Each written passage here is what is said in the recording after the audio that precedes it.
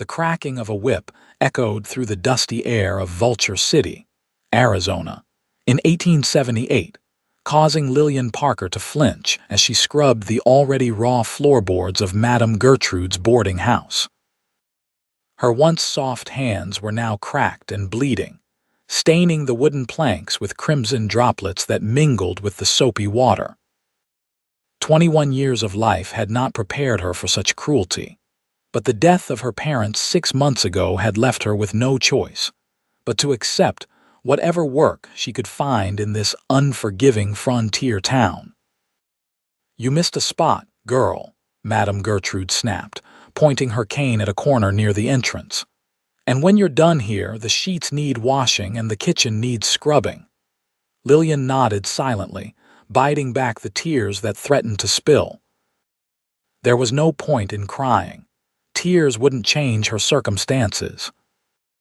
She'd been lured to this establishment with promises of respectable work as a housekeeper, only to discover upon arrival that she was little more than an indentured servant, working to pay off a debt her parents had supposedly owed before their passing. A debt she suspected was entirely fabricated.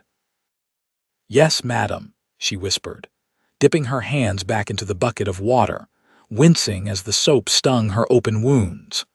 Her long auburn hair hung limply around her face, having fallen loose from its pins hours ago. The front door swung open with a creak, allowing the harsh afternoon sunlight to stream into the dim room.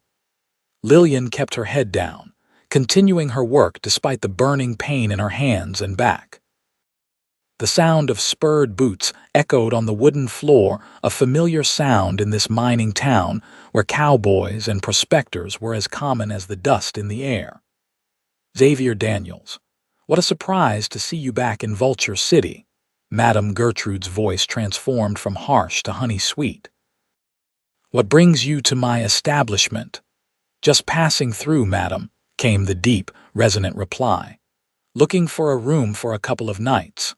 Lillian risked a glance upward, curiosity momentarily overwhelming her caution. The man standing in the doorway was tall and broad-shouldered, with sun-bronzed skin and dark hair that curled slightly at the nape of his neck. His clothes were dusty from the trail but of good quality: a black hat, dark blue shirt, and worn leather vest. But what captured her attention were his eyes, a piercing blue that seemed out of place in his weathered face.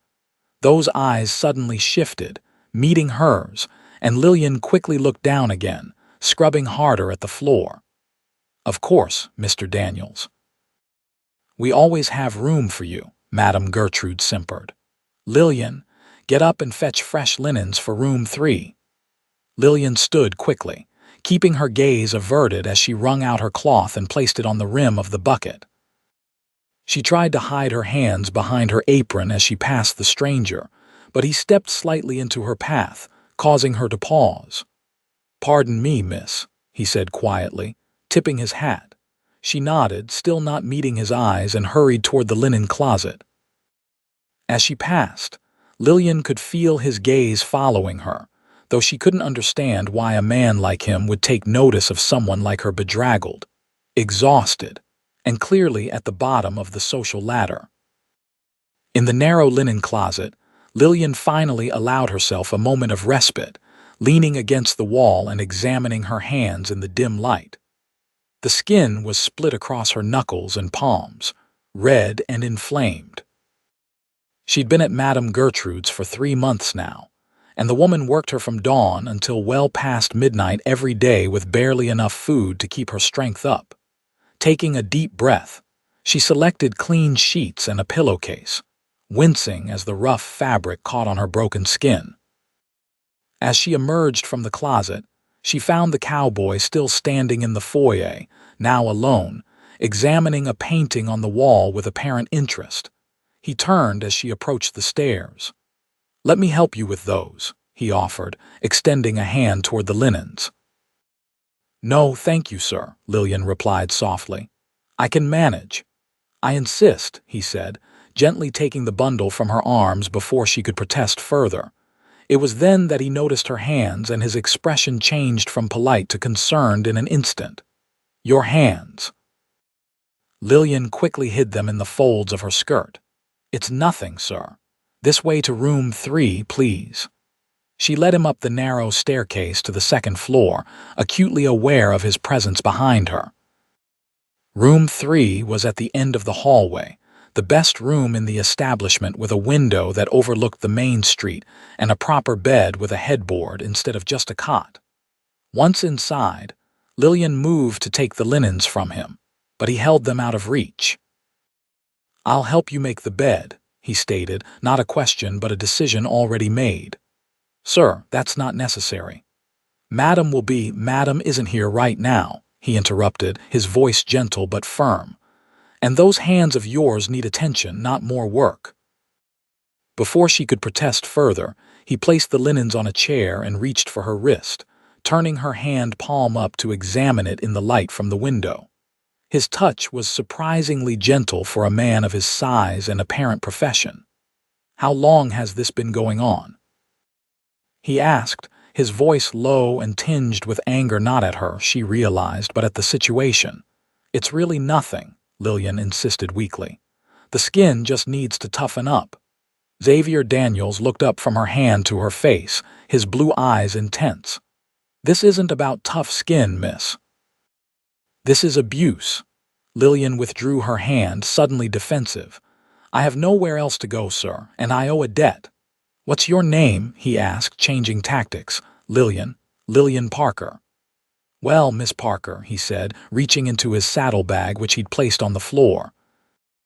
"I have something that might help." He produced a small tin container and opened it to reveal a greenish salve that smelled of herbs. "My mother's recipe, for burns and cuts. May I?" Hesitantly, Lillian extended her hands again. The cowboy dipped his fingers into the salve and very gently began to apply it to her broken skin. The immediate cooling sensation was so relieving that Lillian couldn't suppress a small gasp. "These hands will heal," he said softly, concentrating on his task. "But not if you keep working them to the bone." "As I said, Mr. Daniels, I have no choice," Lillian replied, trying to keep her voice steady despite the kindness he was showing her, kindness she hadn't experienced in months. "There are always choices, Miss Parker," he responded, finishing with one hand and moving to the other. "And I suspect that debt you mentioned might be worth examining more closely." Before Lillian could respond, the sound of Madame Gertrude's cane thumping up the stairs reached them. Xavier quickly handed her the tin of salve, which Lillian slipped into her pocket just as the older woman appeared in the doorway. "What is taking so long?" Madame demanded, her eyes narrowing as she took in the scene, the unmade bed, Lillian standing too close to a male guest. "I apologize for this girl's incompetence, Mr. Daniels.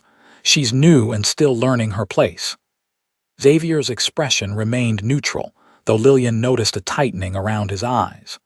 "No apology needed, madam. Miss Parker was just explaining the amenities of the room."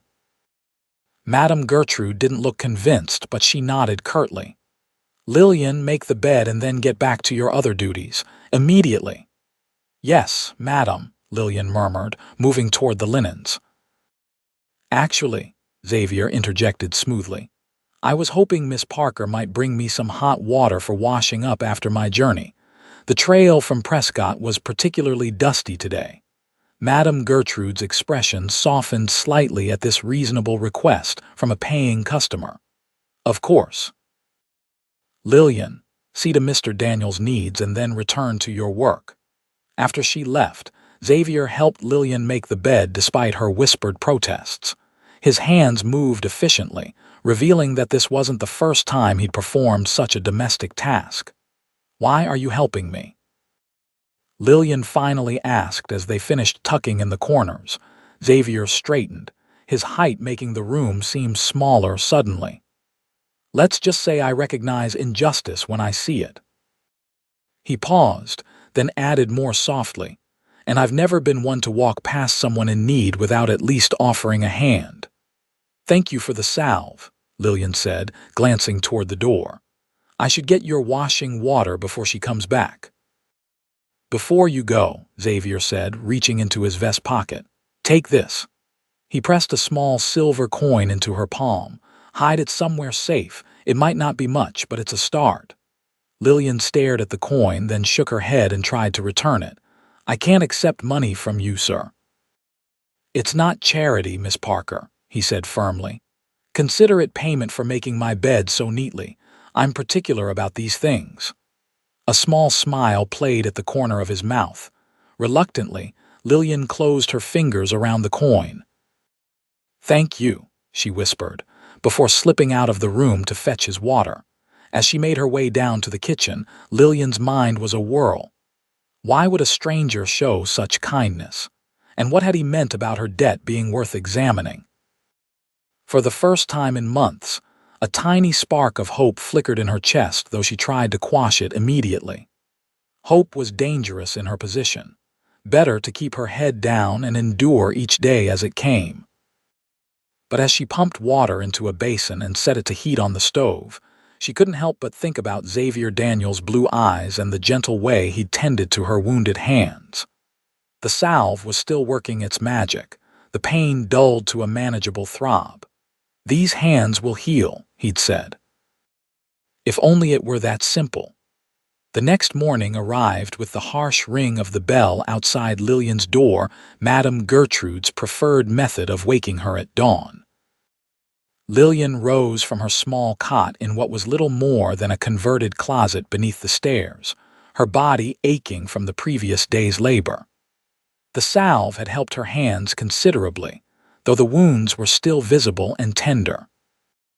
She dressed quickly in her worn gray dress and white apron, splashed water on her face from a chipped basin, and pinned her hair up as neatly as she could manage.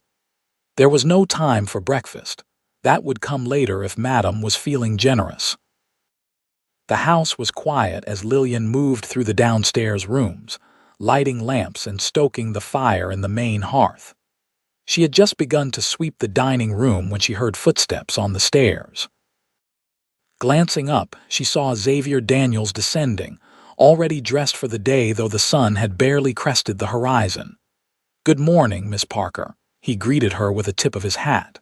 "Good morning, Mr. Daniels," she replied softly. "You're up early." "Old habits," he said with a slight smile. "On a ranch, the day starts before the sun." "Are you a rancher, then?" Lillian asked, immediately regretting the personal question. It wasn't her place to inquire about guests' lives. If Xavier found the question impertinent, he didn't show it.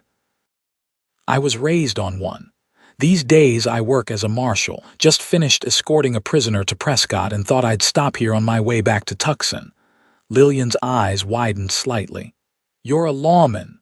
"Yes, madam," he confirmed, "though I'm off duty at the moment." Before Lillian could respond, the kitchen door swung open and Madame Gertrude emerged, her face already arranged in a welcoming smile for her paying guest. The smile faltered slightly when she saw Lillian conversing with him.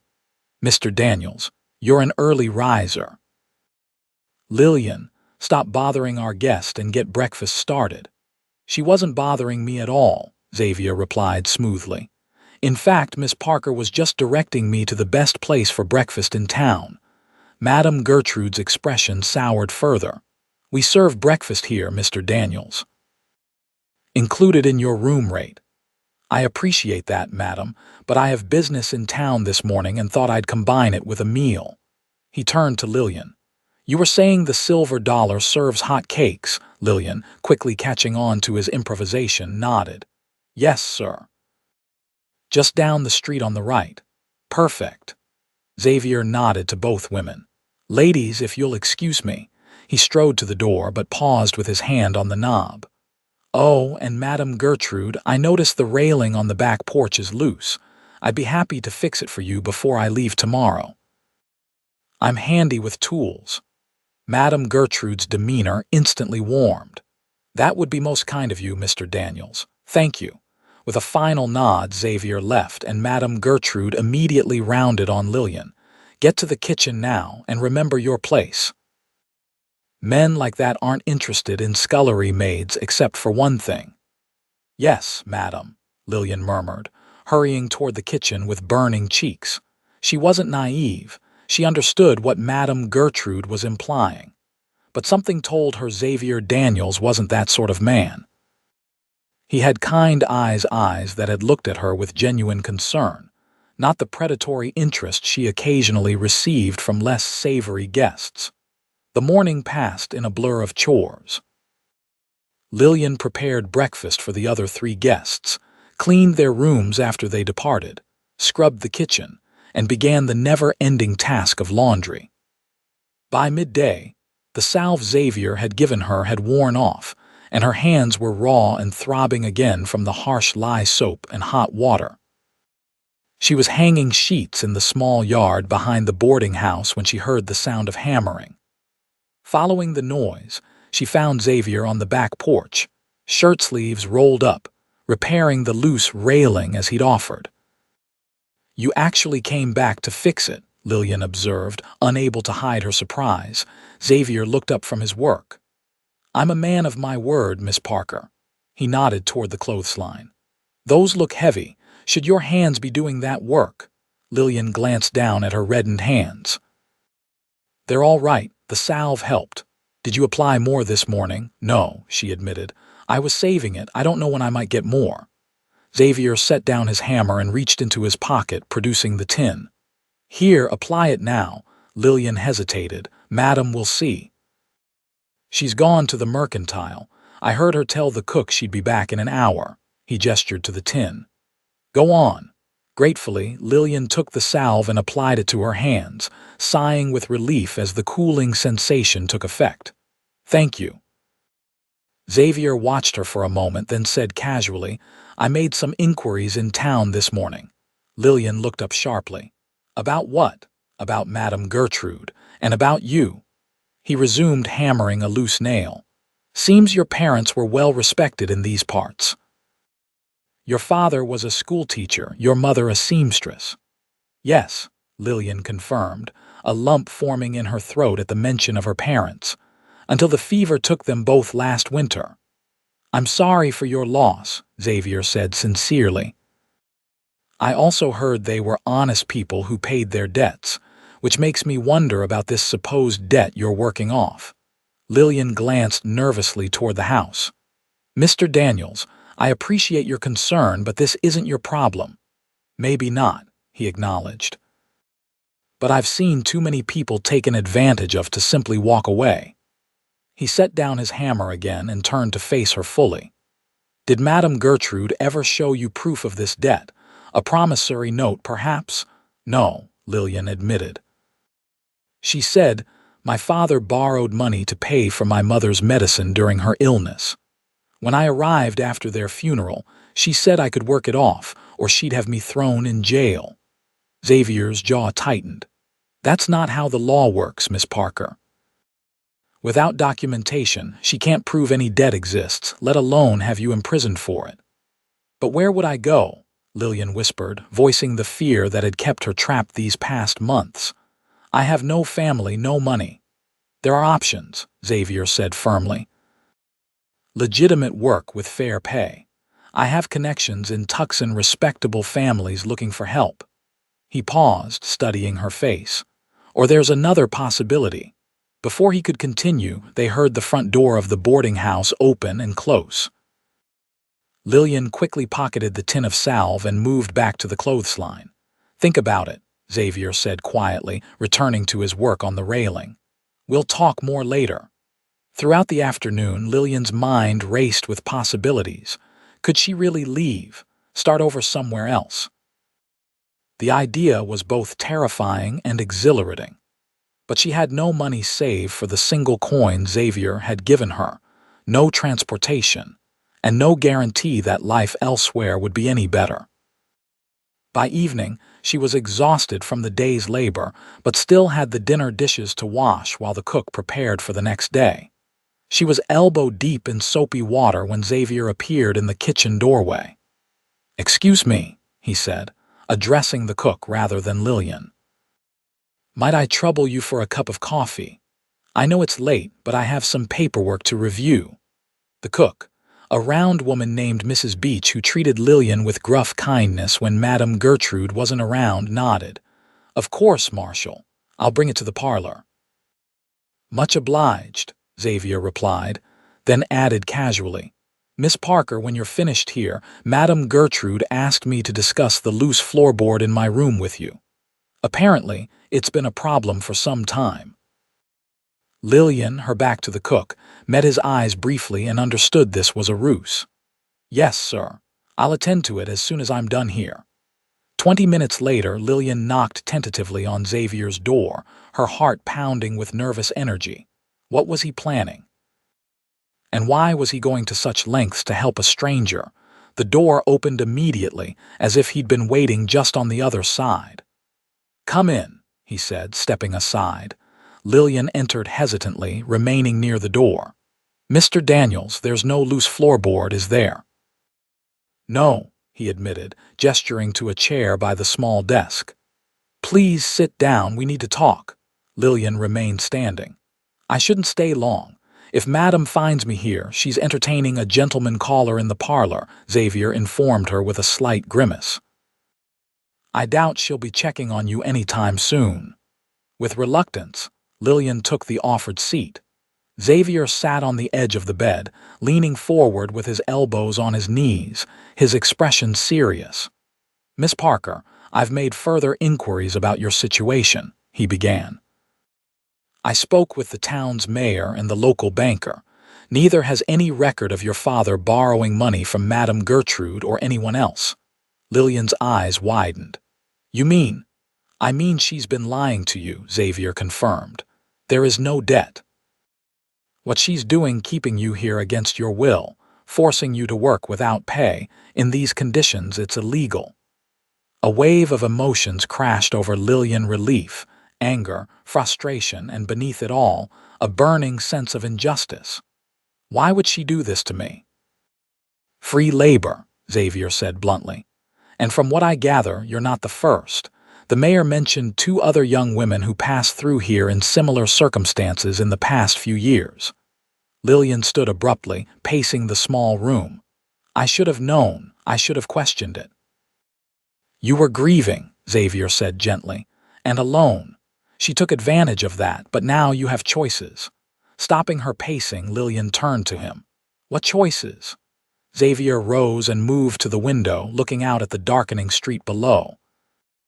As I mentioned earlier, I know respectable families in Tucson looking for household help. Real employment with fair wages and proper treatment.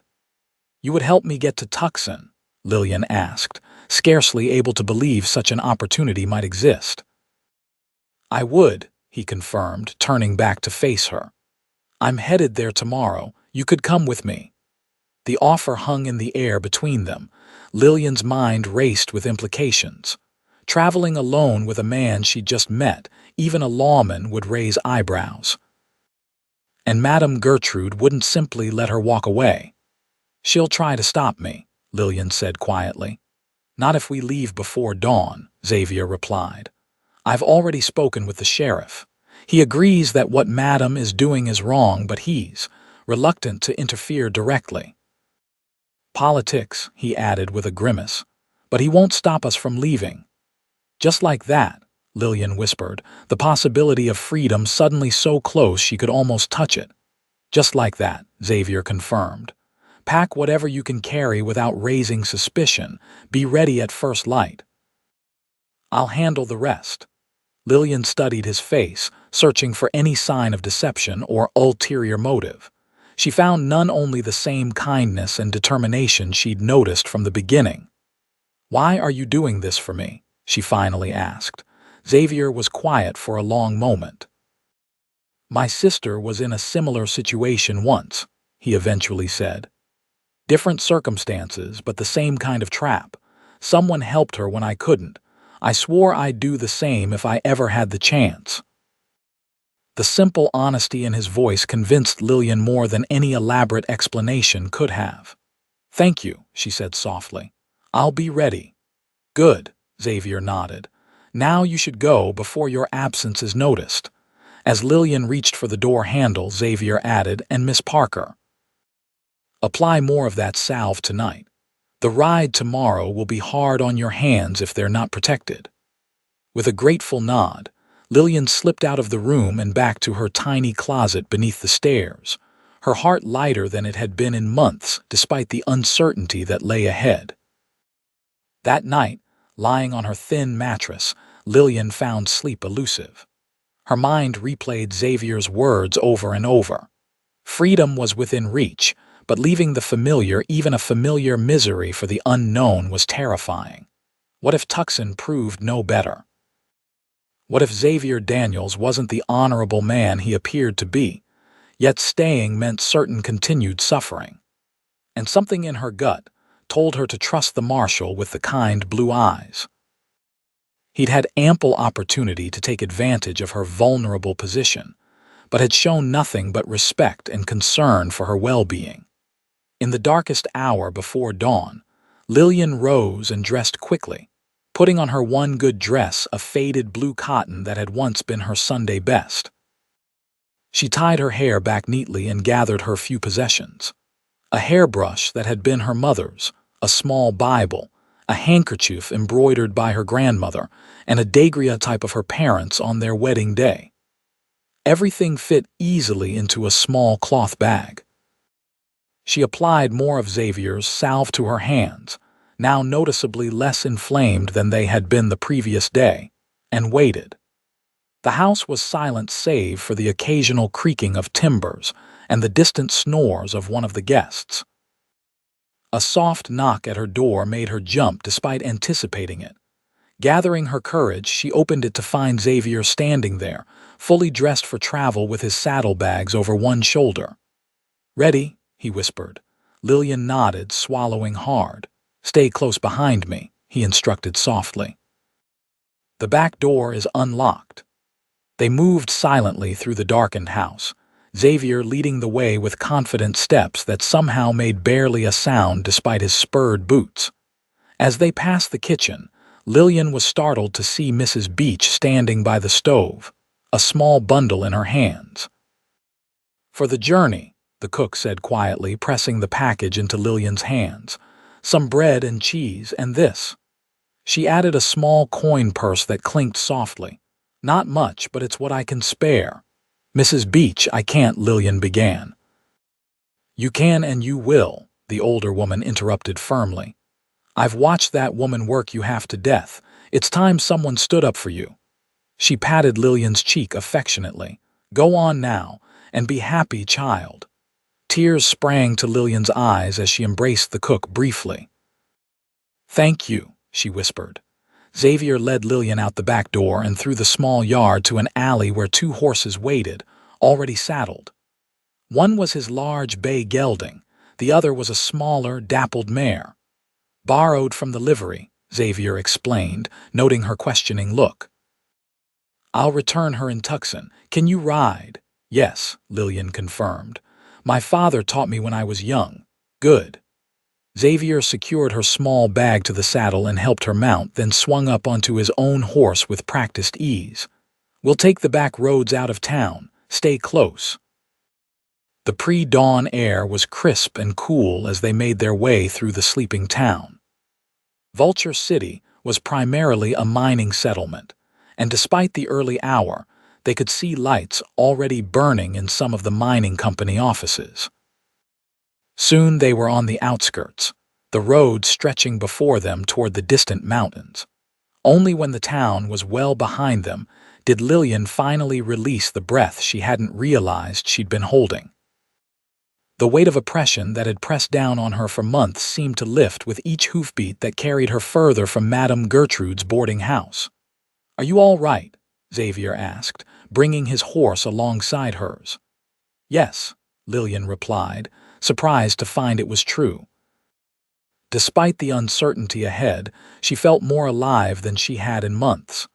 "I can hardly believe I'm actually leaving." "Believe it," Xavier said with a small smile. "By nightfall, we should reach the Hayward Ranch. The owners are friends of mine. We can rest there before continuing to Tucson tomorrow." As the sun began to rise, painting the desert landscape in hues of gold and amber, Lillian allowed herself to study her companion more openly. In the morning light, she could see faint lines around his eyes, evidence of someone who smiled often. His jawline was strong, shadowed with a day's growth of beard, and a small scar curved along his right temple. "How did you get that scar?" she asked, then immediately regretted the personal question. "I'm sorry, that was forward of me." Xavier touched the mark absently. "Bar fight when I was younger and more foolish," he admitted with a rueful smile. "I tried to break up a dispute between two miners and caught the wrong end of a broken bottle for my troubles." "You were trying to help someone even then," Lillian observed. Xavier shrugged. "Or showing off. I was 19 and thought I was invincible." He glanced at her. "What about you? How did you end up alone in Vulture City?" The question was gently asked, but Lillian felt the familiar pang of grief nonetheless. "My father was hired to teach at the school there last year. We moved from Phoenix with high hopes. Then the fever came through town in December." She swallowed hard. "They both fell ill within days of each other. By New Year's they were gone." "I'm sorry," Xavier said quietly. "Losing family is never easy." "What about your family?" Lillian asked, eager to shift the focus from her loss. "You mentioned a sister." "Lucinda," Xavier nodded. "She's in San Francisco now, married to a banker. My parents have a small ranch outside Tucson. My father still runs cattle, though on a smaller scale than when I was growing up." "And you became a marshal instead of a rancher," Lillian noted. "Was that disappointing for your father?" Xavier chuckled. "At first. But he came around when he realized I wasn't suited to the quiet life. I've always had a bit too much restlessness in me." They rode in companionable silence for a while, the rhythm of the horses' hooves a soothing backdrop to Lillian's thoughts. The landscape was harsh but beautiful, vast expanses of sand and rock, punctuated by the occasional cluster of cacti or hardy desert shrubs. Despite the early hour, the air was already warming, promising another hot day. "Are you comfortable?" Xavier asked after they'd been riding for about 2 hours. "We can rest if you need to." "I'm fine," Lillian assured him, though her body was beginning to ache from the unaccustomed activity. Her hands, particularly, were starting to throb where they gripped the reins, though perhaps in a little while. Xavier nodded. "There's a small creek about a mile ahead. We can stop there, let the horses drink." As promised, they soon came upon a shallow creek lined with cottonwood trees that provided welcome shade. Xavier dismounted first, then moved to help Lillian down. His hands were strong and steady at her waist, and for a moment after her feet touched the ground, they stood closer than propriety might dictate, his hands lingering slightly longer than necessary. Lillian stepped back first, a flush rising to her cheeks that had nothing to do with the desert heat. "Thank you." Xavier cleared his throat and turned his attention to the horses, leading them to the water's edge. Lillian sank gratefully onto a flat rock in the shade, stretching her legs and examining her hands. The wounds had reopened in places, small spots of blood staining the reins. "Let me see," Xavier said, appearing beside her with a canteen and the now familiar tin of salve. He sat beside her on the rock, taking her hands in his and examining them critically. "The salve is helping, but they need proper time to heal." He poured water over her hands, washing away the blood and dust from the trail, then gently applied more of the medicinal ointment. His touch was careful, his calloused fingers a contrast to the tenderness of his ministrations. "Where did you learn to treat wounds?" Lillian asked, watching his focused expression. "My mother," Xavier replied. "She was the unofficial doctor for our ranch and half the neighboring properties. She taught me and my sister the basics of treating everything from snake bites to broken bones." He finished with the salve and released her hands. "There, that should help." "It does," Lillian confirmed, flexing her fingers carefully. "Thank you." Xavier produced the bundle Mrs. Beach had given them. "Let's see what provisions we have." The cook had been generous. The package contained fresh bread, cheese, dried beef, and 2 apples. They shared the meal in comfortable silence, the only sounds the gentle burbling of the creek and the occasional snort from the horses as they grazed nearby. "What kind of work will I find in Tucson?" Lillian asked as they finished eating. "The family I mentioned, the Murphys, need a governess for their 2 young children," Xavier explained.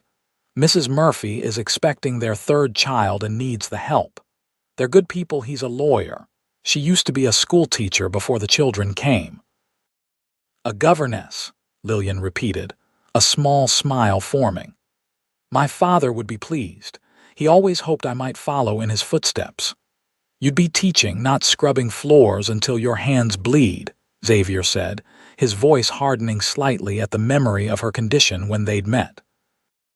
"It sounds wonderful," Lillian admitted. "But what if they don't like me? Or what if I'm not qualified enough?" "They'll like you," Xavier assured her. "And you're the daughter of a teacher. You're more qualified than most."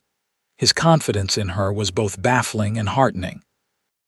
"You seem very certain about someone you've known for only 2 days." Xavier's expression turned thoughtful.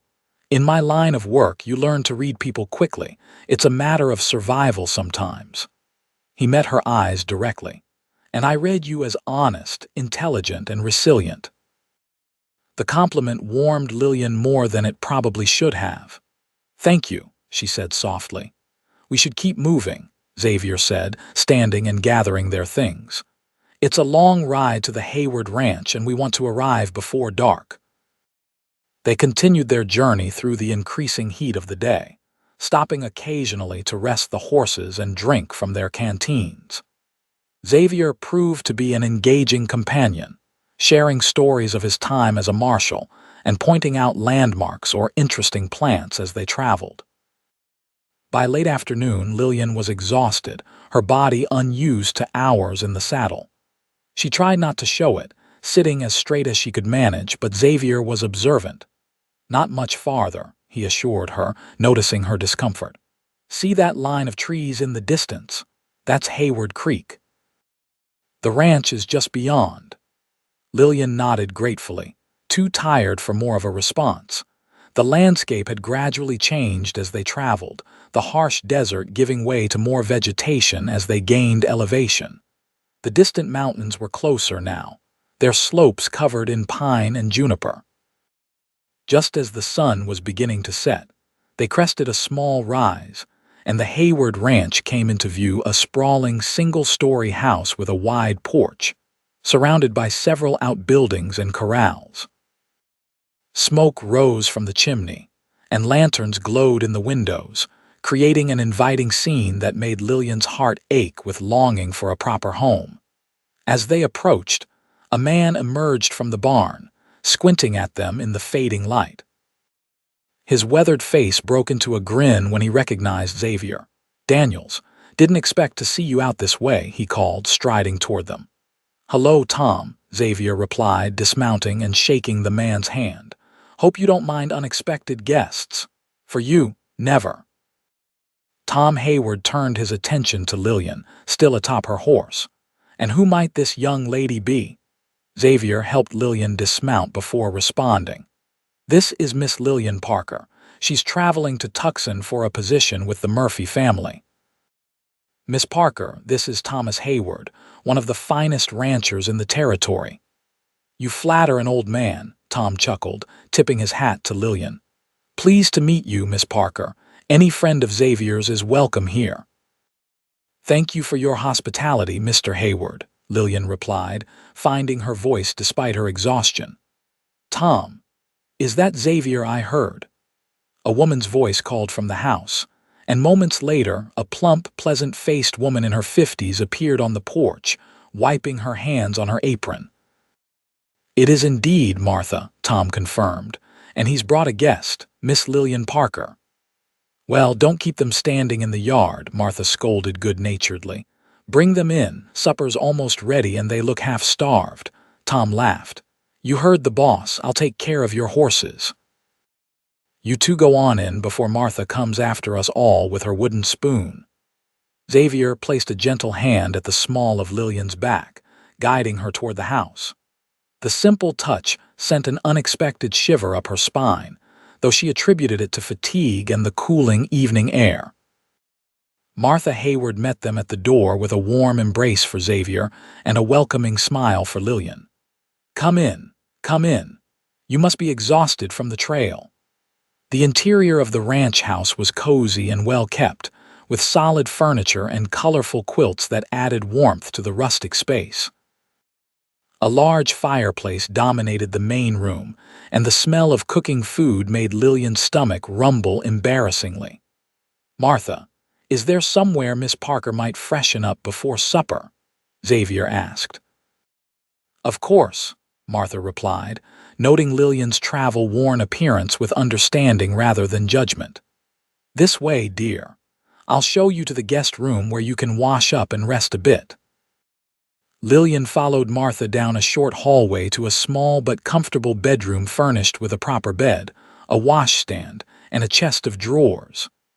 "Take your time," Martha said kindly. "There's fresh water in the pitcher, towels on the stand," and she hesitated, eyeing Lillian's dress. "I might have something clean you could borrow if you'd like."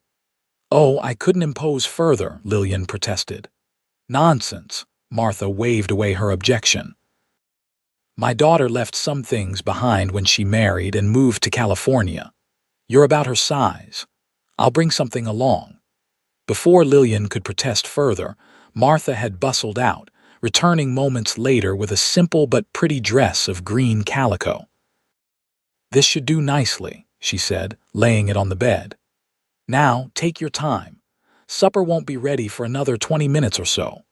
Left alone, Lillian sank gratefully onto the edge of the bed, the softness of the mattress a stark contrast to her cot at Madame Gertrude's. She allowed herself only a moment's rest, however, before rising to wash away the dust of the trail. The cool water felt heavenly on her face and hands. She changed into the borrowed dress, which fit well enough though it was slightly loose in the waist, evidence of the weight she'd lost during her months of near starvation at the boarding house. After brushing and re-pinning her hair, Lillian felt remarkably refreshed. She made her way back to the main room where she found Xavier seated by the fire, deep in conversation with Tom. Both men rose as she entered. "Much better," Martha approved, coming from the kitchen with a steaming platter. "Now, everyone to the table, the food's ready." Supper was a revelation after months of meager portions and plain fare. Martha had prepared roast beef, potatoes, fresh bread, and vegetables from her garden. There was even apple pie for dessert. Lillian tried to eat modestly, but the food was too delicious to resist, and her body was demanding sustenance after the long day's ride. The conversation flowed easily, with Tom and Martha sharing news of the area and asking about Xavier's recent duties. Lillian mostly listened, content to observe the easy camaraderie between the three. "So, Miss Parker," Tom said eventually, turning his attention to her, "Xavier says you're to be a governess for the Murphys in Tucson." "That's the hope," Lillian confirmed, "though it's not certain yet." "Sarah Murphy won't find a better candidate," Xavier stated confidently. "Miss Parker is the daughter of a schoolteacher." "Oh, where did your father teach?" Martha asked with interest. "Most recently in Vulture City," Lillian replied. "Before that, Phoenix." He taught all ages, though he preferred the older students who were interested in literature and history. "A noble profession," Tom nodded approvingly. "And your mother?" "She was a seamstress," Lillian said. "She made wedding dresses and christening gowns mostly, special occasion clothing." "Talented parents," Martha observed. "They must be very proud of you." Lillian's smile faltered. "They passed away this past winter," she said quietly. "The fever." Martha's expression softened immediately to one of sympathy. "I'm so sorry, dear. That must have been terribly difficult." "It was," Lillian acknowledged, "but I'm grateful for the time I had with them. They taught me a great deal." Including how to carry yourself with dignity through hardship, I'd wager, Tom commented kindly. Lillian felt Xavier's eyes on her but didn't meet his gaze, afraid she might become emotional if she did. They did their best, she said simply. After supper, Martha shooed the men outside for their after-dinner pipes while she and Lillian cleared the table. As they worked side by side in the kitchen, Martha's motherly manner made Lillian feel more at ease than she had in months. "Xavier seems quite concerned for your welfare," Martha observed casually as they washed the dishes. Lillian felt a blush creep up her neck. "He's been very kind. I was in a difficult situation when we met." Martha nodded, not pressing for details. "He's a good man. One of the best I know, in fact. Tom and I have known him since he was knee-high to a grasshopper. His parents' ranch is about 20 miles from here." "He mentioned them," Lillian said. "He speaks very fondly of his family." "As well he should. The Daniels are good people." Martha handed Lillian a plate to dry. "I don't mean to pry, dear, but I sense there's more to your story than a simple journey to a new position." Lillian hesitated. She owed these kind people honesty, but she was reluctant to burden them with the sordid details of her recent past. Martha seemed to understand her reluctance. "You don't have to tell me anything you don't want to. Just know that you're safe here, and if there's any way Tom and I can help, we will." "Thank you," Lillian said softly. "That means more than you know."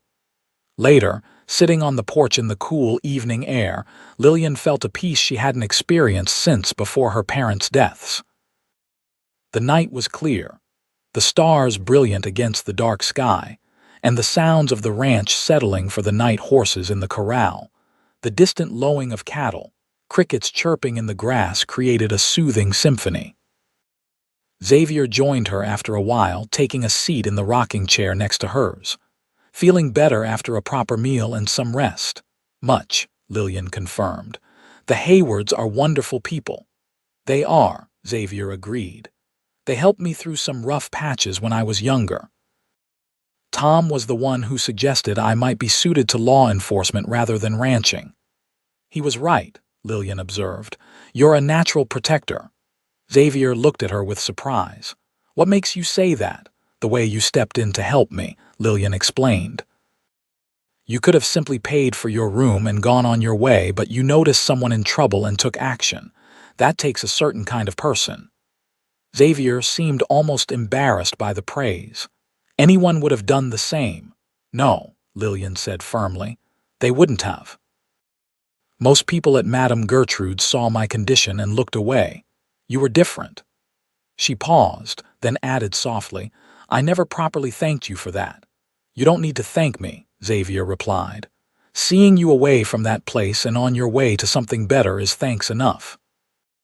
They sat in companionable silence for a while, the rhythm of the rocking chairs and the night sounds creating a peaceful atmosphere. "You think she'll come after us?" Lillian asked eventually, voicing the fear that had lingered at the back of her mind all day. Xavier shook his head. "Not likely. She knows what she was doing wasn't legal. Drawing attention to it would only cause problems for her.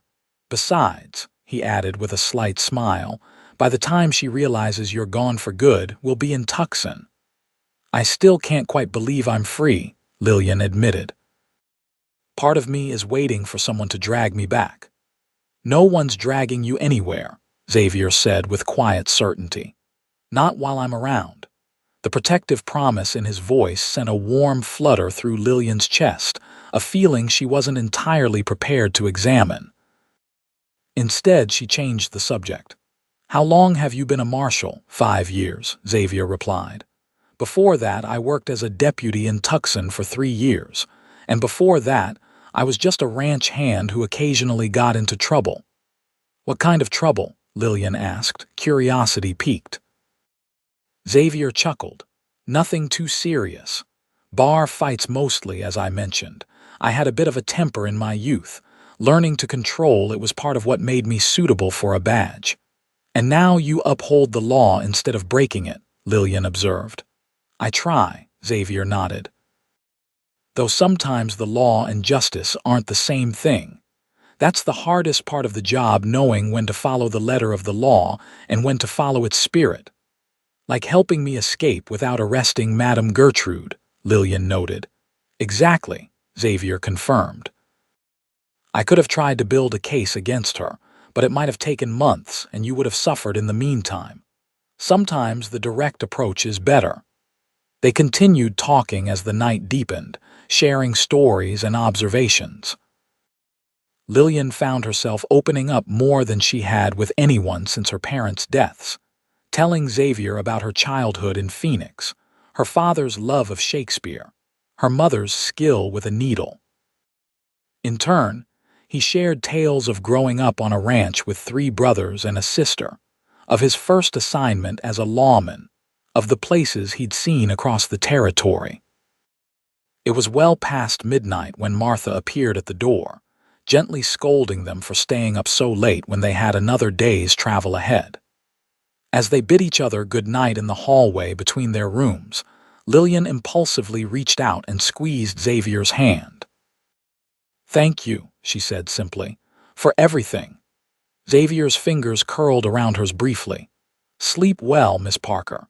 In the privacy of the guest room, Lillian sat on the edge of the bed, examining her hands in the lamplight. The redness had subsided considerably, and the open wounds were beginning to close. "These hands will heal," Xavier had said when they first met. And now, in more ways than one, healing had begun. Morning came too soon, the rooster's crow pulling Lillian from the deepest sleep she'd experienced in months.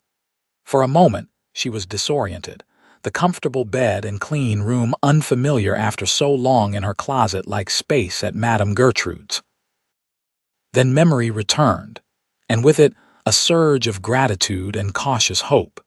She dressed quickly in her own blue dress, freshly laundered by Martha the night before, and made her way to the kitchen where she found the older woman already preparing breakfast. The smell of coffee and frying bacon filled the air. "Good morning, dear," Martha greeted her warmly. "Did you sleep well?" "Better than I have in ages," Lillian admitted. "Can I help with breakfast? You could set the table if you like," Martha suggested. "The men should be in shortly." "They've been out checking the horses." As Lillian arranged plates and cutlery on the dining table, she heard male voices approaching from outside. Tom and Xavier entered, both looking fresh despite the early hour, engaged in animated conversation about the best trail to take to Tucson. "Morning, Miss Parker," Tom greeted her cheerfully. "Ready for another day in the saddle, as ready as I'll ever be," Lillian replied with a smile, trying not to think about how sore her muscles already were from the previous day's ride. Xavier's eyes met hers across the room, his expression warming. "Good morning. How are your hands today?" Lillian held them up for his inspection. "Much better, thank you." "Good," he nodded approvingly. "We've got another long day ahead." Breakfast was a hearty affair: eggs, bacon, biscuits, and gravy, with plenty of strong coffee. Martha insisted on packing them a substantial lunch to take on the trail, and Tom provided fresh canteens of water. As they prepared to depart, Lillian found herself reluctant to leave the warmth and safety of the Hayward Ranch. These people had welcomed her without question, shown her kindness without expectation, and reminded her that goodness still existed in the world. "You're welcome back anytime," Martha told her as they said their goodbyes. "With or without this handsome escort of yours." She winked, causing Lillian to blush. "Thank you for everything," Lillian said sincerely, embracing the older woman. "Your kindness means more than I can express." "Just be happy, dear," Martha replied. "That's thanks enough." Tom helped Lillian mount her horse while Xavier secured their provisions. "Take care of her, Daniels," Tom said as Xavier swung up into his own saddle. "She's a special one." "I know," Xavier replied simply. They rode away from the ranch with the morning sun at their backs, the day promising to be clear and warm. The trail Tom had recommended would take them through higher elevation, where the temperature would be more moderate, a blessing in the Arizona summer. "The Haywards are wonderful people," Lillian commented as they settled into a comfortable riding pace. "They are," Xavier agreed. "They've been like family to me since I was young. Tom taught me to track and shoot, and Martha patched me up more times than I can count when I got into scrapes." "She mentioned you've known them since you were knee-high to a grasshopper," Lillian said with a smile. Xavier chuckled. "That sounds like Martha. My father's ranch is nearby, and as boys, my brothers and I would often ride over to the Haywards. Sometimes I think Tom saw more potential in me than my own father did." "Your father wanted you to be a rancher," Lillian recalled from their earlier conversation. "He did," Xavier nodded. "And there was a time when I thought that's what I wanted too. But after a while I realized I needed something different, more purposeful maybe. And being a marshal gives you that purpose." Xavier considered this. "Most days, when I can actually help people make a difference." He glanced at her with a small smile. "Like now." The simple statement warmed Lillian more than it should have. "Well, I'm certainly grateful for your chosen profession, Marshal Daniels." They rode in comfortable silence for a while, the landscape gradually changing as they gained elevation. Pine trees became more prevalent, providing welcome shade, and the air grew cooler and fragrant with the scent of resin and wildflowers. Occasionally, they would spot wildlife deer browsing in clearings, hawks circling overhead, once even a fox darting across the trail ahead of them. By midday, they stopped in a small meadow to rest the horses and eat the lunch Martha had packed. Spreading a blanket in the shade of a large pine, they enjoyed cold chicken, biscuits, and apple tarts while the horses grazed nearby. "How much further to Tucson?" Lillian asked, sipping from her canteen. "We should reach it by tomorrow afternoon," Xavier replied. "We'll camp tonight near Cactus Spring. It's a good spot protected with fresh water." Lillian tried to hide her nervousness at the thought of camping in the open, but Xavier noticed. "Don't worry," he assured her. "It's a safe area and I sleep light. Nothing will bother us." "I'm not worried about wild animals," Lillian admitted. "I'm more concerned about my complete lack of experience with camping." Xavier smiled. "There's not much to it. I have bedrolls and we'll build a fire. The ground might not be as comfortable as Martha's guest bed, but it's just for one night." Lillian nodded, taking comfort in his confidence. "I'm sure it will be fine. I don't mean to sound ungrateful." "You don't," Xavier assured her. "It's natural to be apprehensive about new experiences. But I promise, there's something special about sleeping under the stars. You might even enjoy it." They continued their journey through the afternoon, gradually descending from the higher elevations back toward the desert. As the sun began its westward descent, Xavier led them off the main trail toward a cluster of rocks and trees that marked Cactus Spring. It was a beautiful spot, a small pool of clear water fed by a spring, surrounded by cottonwood trees and massive rock formations that provided natural shelter. Xavier helped Lillian dismount, then set about making camp with practiced efficiency. "Can I help?" Lillian asked, watching as he unsaddled the horses and set up a makeshift hitching post between two trees. "If you'd like to gather some firewood, that would be helpful," Xavier suggested. "Just dead branches, nothing green, and stay within sight of the camp." Lillian set about collecting suitable branches while Xavier laid out bedrolls and prepared a fire pit. By the time she had an armful of wood, he had everything else arranged: bedrolls on opposite sides of the soon-to-be fire, saddles serving as backrests, and provisions unpacked. "Perfect timing," he said as she deposited the wood beside the fire pit. "Let's get this going before it gets dark." Lillian watched with interest as Xavier arranged the wood, placed some dry grass as tinder, and struck a match. Within moments, a small flame caught, growing steadily as he carefully added larger pieces of wood. "Where did you learn to make a fire so efficiently?" she asked, settling onto her bedroll. My father taught all of us boys basic survival skills, Xavier replied, feeding the growing flames. Fire, shelter, finding water, tracking all the things a man might need in this territory. It wasn't just about ranching, it was about living in this land. As darkness fell, the temperature dropped considerably, making the fire's warmth welcome.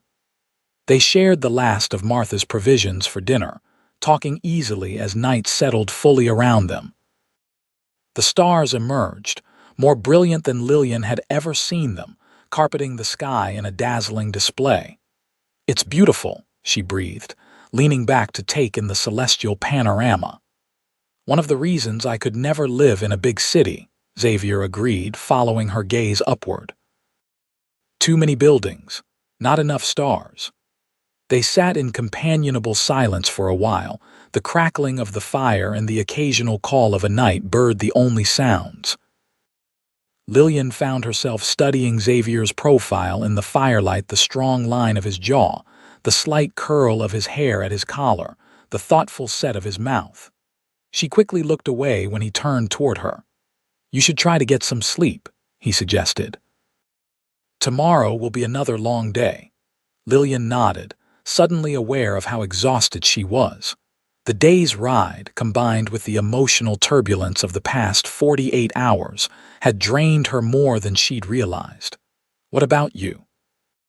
she asked, noting that he seemed prepared to remain sitting up. "I'll keep watch for a while," Xavier replied. "Old habit, I'll rest later." Lillian wanted to protest that he needed sleep too, but the firm set of his jaw told her it would be futile. Instead, she arranged her bedroll more comfortably and laid down, pulling the blanket up against the night chill. "Good night, Xavier," she said softly, using his given name for the first time. There was a brief pause before he replied, "Good night, Lillian. Sleep well." Despite her exhaustion, sleep didn't come immediately. The ground was hard beneath her bedroll, and the night sounds of the desert, though not threatening, were unfamiliar. She lay watching the stars, occasionally glancing at Xavier's silhouette against the firelight. There was something deeply comforting about his presence, a steadiness, a reliability that made her feel safer than she had in months. Eventually, the rhythmic sound of the fire and her own fatigue pulled her into sleep. She dreamed of wide open spaces, of riding freely across the desert, of a home with a porch where she could sit and watch the sunset. And in these dreams, she wasn't alone. Lillian awoke to the smell of coffee and the soft light of dawn. For a moment, she was disoriented, the open sky above her unfamiliar after so many months of waking to the underside of a staircase. Then memory returned, and with it a sense of wonder at where she was and what she was doing. She sat up to find Xavier already active, tending a small morning fire and brewing coffee in a battered tin pot. He looked up at her movement and smiled. "Morning. Sleep well." "Better than I expected," Lillian admitted, running a hand through her tangled hair. "Though I think there was a rock under my back all night," Xavier chuckled. "The first rule of camping: always check your ground before laying out your bedroll." "Coffee, please." Lillian accepted the tin cup he offered, sipping gratefully at the strong, hot liquid. "Did you sleep at all?" "A few hours," he replied, which Lillian suspected might be an exaggeration. There were shadows beneath his eyes that hadn't been there the day before. They shared a simple breakfast of the last of Martha's biscuits and some dried fruit, then packed up the camp with efficient teamwork. As Xavier saddled the horses, Lillian found herself dreading the end of their journey. Tomorrow she would be in Tucson, facing a new life among strangers, and Xavier would return to his duties. The thought left her with an unexpected hollowness. "Ready to mount up?" Xavier asked, interrupting her thoughts. "If we make good time, we might reach Tucson before nightfall." The trail that day took them through more arid terrain as they descended fully from the highlands. The heat built quickly, and by midday, both riders and horses were feeling its effects. They stopped more frequently for water breaks, seeking whatever shade they could find from isolated trees or rock formations. Tell me about the Murphys, Lillian requested during one such break, trying to prepare herself mentally for what lay ahead. James Murphy is about 40, well respected in Tucson as both a lawyer and a businessman, Xavier explained. His wife Sarah is younger, maybe 30, very kind and well educated. They have 2 children, Emily, who's 7, and Michael, who's 5. The new baby is due in about 2 months. And they're specifically looking for a governess, Lillian asked. Yes. The children were attending the local school, but with Sarah's difficult pregnancy, they decided home education would be better for now. James mentioned they were struggling to find someone suitable when I was last in Tucson. What if they've found someone by now? Lillian couldn't help voicing the concern that had been nagging at her. Xavier considered this. Then we'll find another position. Tucson is growing rapidly. There are opportunities there. He paused, studying her face. Are you having second thoughts? No, Lillian said quickly. Just nervous, I suppose. Everything is happening so fast. That's understandable, Xavier acknowledged. But from what I've seen, you adapt quickly. You'll do fine in Tucson. His confidence in her was both baffling and touching. You hardly know me, Lillian pointed out, yet you seem so certain I'll succeed. Xavier was quiet for a moment, his expression thoughtful. I've met a lot of people in my work, Lillian. Good people, bad people, weak people, strong people. I've learned to size up character quickly. It's a survival skill in my line of work. He met her eyes directly. You have more strength and dignity than most people I've encountered, despite everything you've been through. That's why I'm confident. Lillian felt her cheeks warm at his praise. Thank you, she said softly. Though I think you give me too much credit. I doubt that, Xavier replied simply. They continued their journey through the afternoon. The landscape gradually showing more signs of human habitation, fenced ranch land, the occasional distant homestead, well-worn trails intersecting their path. As the sun began its descent toward the western horizon, Xavier pointed to a smudge on the horizon. Tucson, he said. We'll be there in about 2 hours. Lillian's heart began to beat faster with anticipation or apprehension. She wasn't entirely sure. This was what she had been hoping for: escape, a new beginning, a chance at a decent life. Yet now that it was nearly within reach, she felt a curious reluctance. These past 2 days with Xavier had been, what? Not exactly comfortable, given the physical demands of the journey, but somehow right in a way she couldn't quite articulate. As they drew closer to the town, more details became visible: the church steeple, the larger buildings of the business district, the scattered homes spreading outward from the center. Tucson in 1878 was a growing community, far larger than Vulture City, with all the hallmarks of a proper town working toward becoming a city. The sun was just touching the horizon when they rode into the outskirts of Tucson. The streets were still busy with late-day activity, wagons making deliveries, people hurrying to complete errands before darkness fell, saloons beginning to fill with workers ending their day. Xavier led them confidently through the streets toward a modest but well-maintained hotel near the center of town. We'll stay here tonight, he explained. I'll take you to meet the Murphys in the morning, after we've both had a chance to rest and freshen up. After arranging for their rooms and the care of their horses, Xavier escorted Lillian to the hotel's dining room for a proper meal.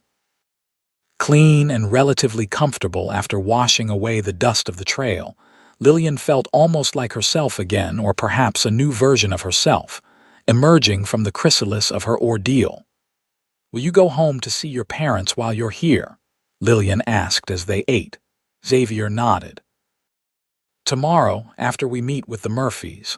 Their ranch is just outside town. I'd like to meet them someday, Lillian said without thinking, then immediately felt presumptuous. I mean, they sound like wonderful people from what you've told me. They are, Xavier confirmed, seemingly not bothered by her forward comment. And I think they'd like to meet you too.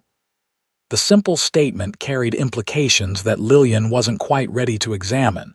Instead, she changed the subject. What happens if the Murphys don't need a governess anymore? Then we find another suitable position, Xavier replied easily. Tucson has several good families who might be looking for help, or if you prefer, there's the school. They're always in need of teachers, and with your background, you might be considered. You seem very determined to see me settled, Lillian observed. Xavier met her gaze directly. I am. I don't start things I don't intend to finish properly. The intensity in his blue eyes made Lillian's breath catch. There was something more in his words than simple determination to complete a good deed, something she wasn't sure she was reading correctly, or that she was ready to acknowledge even if she was. After dinner, Xavier escorted her to her room door. Get some rest, he advised. I'll meet you for breakfast at 7 and then we'll go to the Murphys. Thank you for everything, Lillian said, feeling the words were woefully inadequate for all he had done. You're welcome, Xavier replied simply. He hesitated as if wanting to say more than merely tipped his hat. Good night, Lillian. Good night, Xavier. Inside her room, Lillian sat on the edge of the bed, trying to sort through her tumultuous emotions.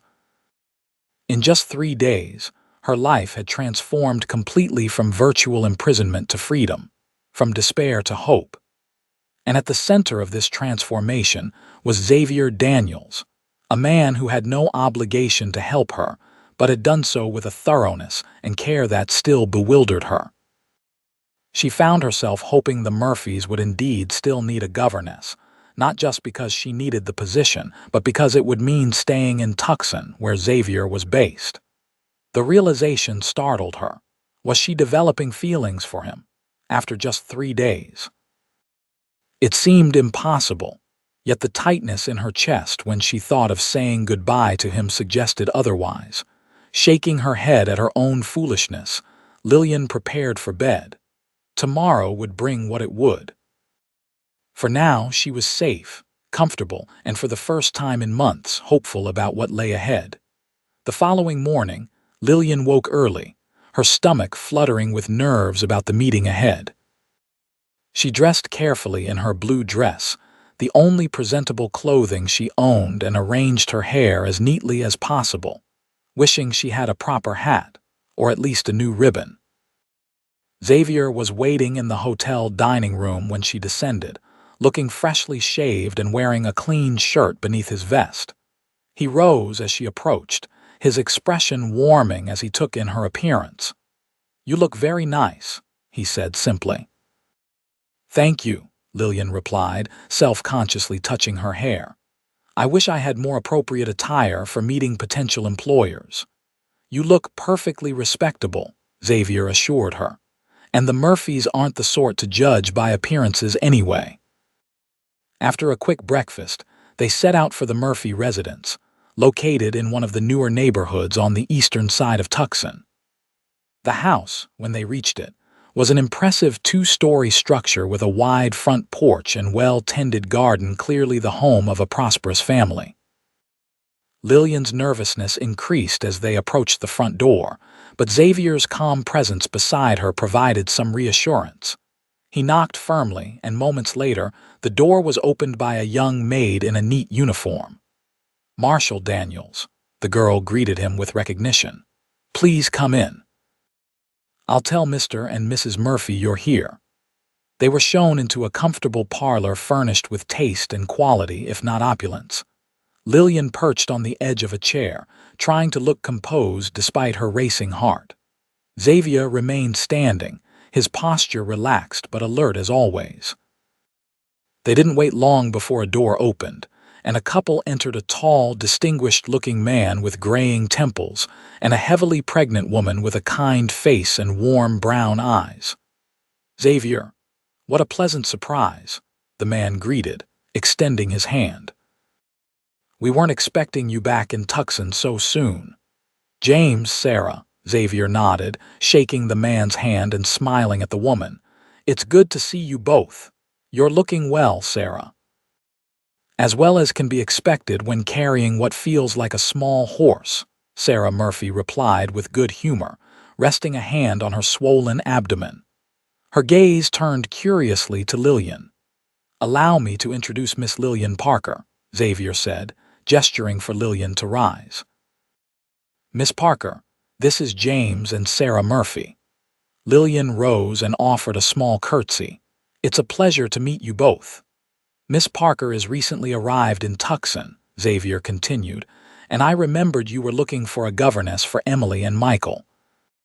She's the daughter of a schoolteacher and is well qualified for the position if it's still available." Sarah's face brightened immediately. "Indeed it is. Our previous candidate withdrew at the last minute. Her mother fell ill in St. Louis, and she had to return east." She studied Lillian with open interest. "A teacher's daughter, you say? Where did your father teach, Miss Parker?" "Most recently in Vulture City," Lillian replied. "Before that, Phoenix. He taught all ages and subjects, though his specialties were literature and history." "And you assisted him?" James Murphy asked. "Yes, sir. I often helped with the younger children, particularly with their reading and arithmetic."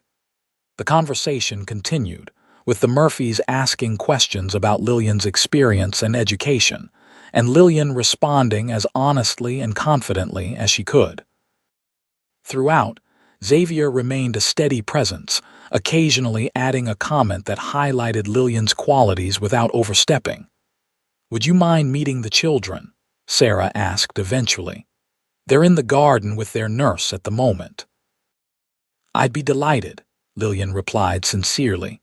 Sarah rang a small bell, and shortly thereafter the maid returned, followed by two children, a girl with her mother's brown eyes and a boy who was clearly his father's son in miniature. "Emily, Michael, this is Miss Parker," Sarah introduced them. "She might be your new governess." The children regarded Lillian with curious eyes, the girl with polite interest, the boy with slight suspicion.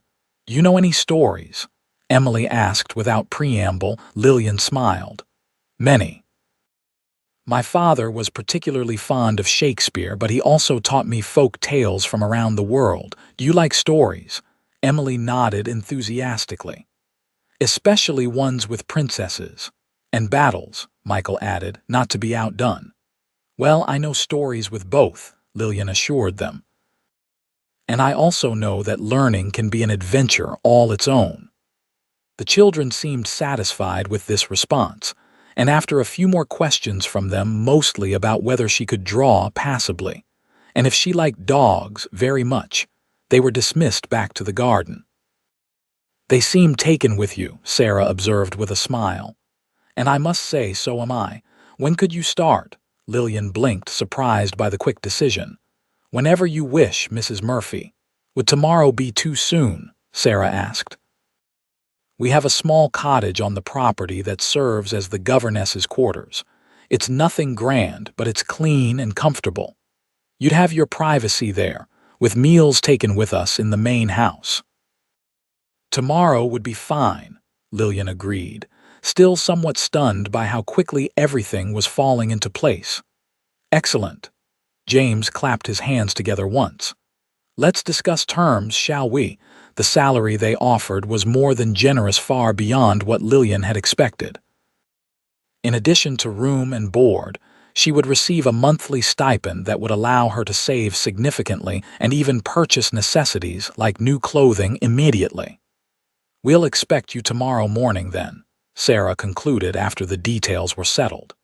"Around 9 would be perfect." As they took their leave, Lillian felt as if she were walking in a dream. Everything had happened so quickly, so smoothly, that it scarcely seemed real.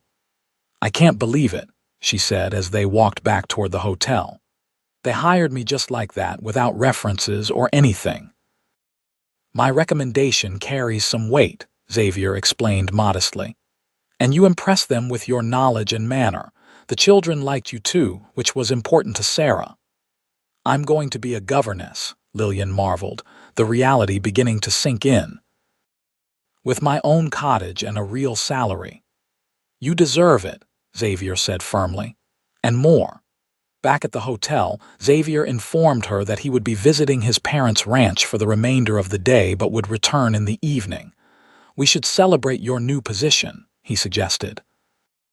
"There's a decent restaurant near the hotel that serves an excellent beefsteak." "I'd like that," Lillian agreed, trying to ignore the flutter in her stomach at the thought of dining alone with him in a more formal setting than they had yet experienced together. Left to her own devices for the afternoon, Lillian ventured out to explore the town that would now be her home. Tucson in 1878 was a vibrant community, still somewhat rough around the edges but with clear aspirations toward civilization and culture. She found shops selling clothing, books, household goods, all the necessities and small luxuries that had been unavailable to her in Vulture City. With the coin Xavier had given her and the small purse from Mrs. Beach, Lillian purchased a new ribbon for her hair and a simple but pretty shawl that would add some respectability to her worn dress until she received her first wages and could afford more substantial purchases. As she wandered the streets, she found herself imagining a future here teaching the Murphy children, perhaps eventually taking a position at the school, building a life of dignity and purpose. And somewhere in these imaginings, Xavier Daniels kept appearing, though Lillian tried to remind herself that his involvement in her life was temporary, a kindness extended to someone in need rather than anything more personal.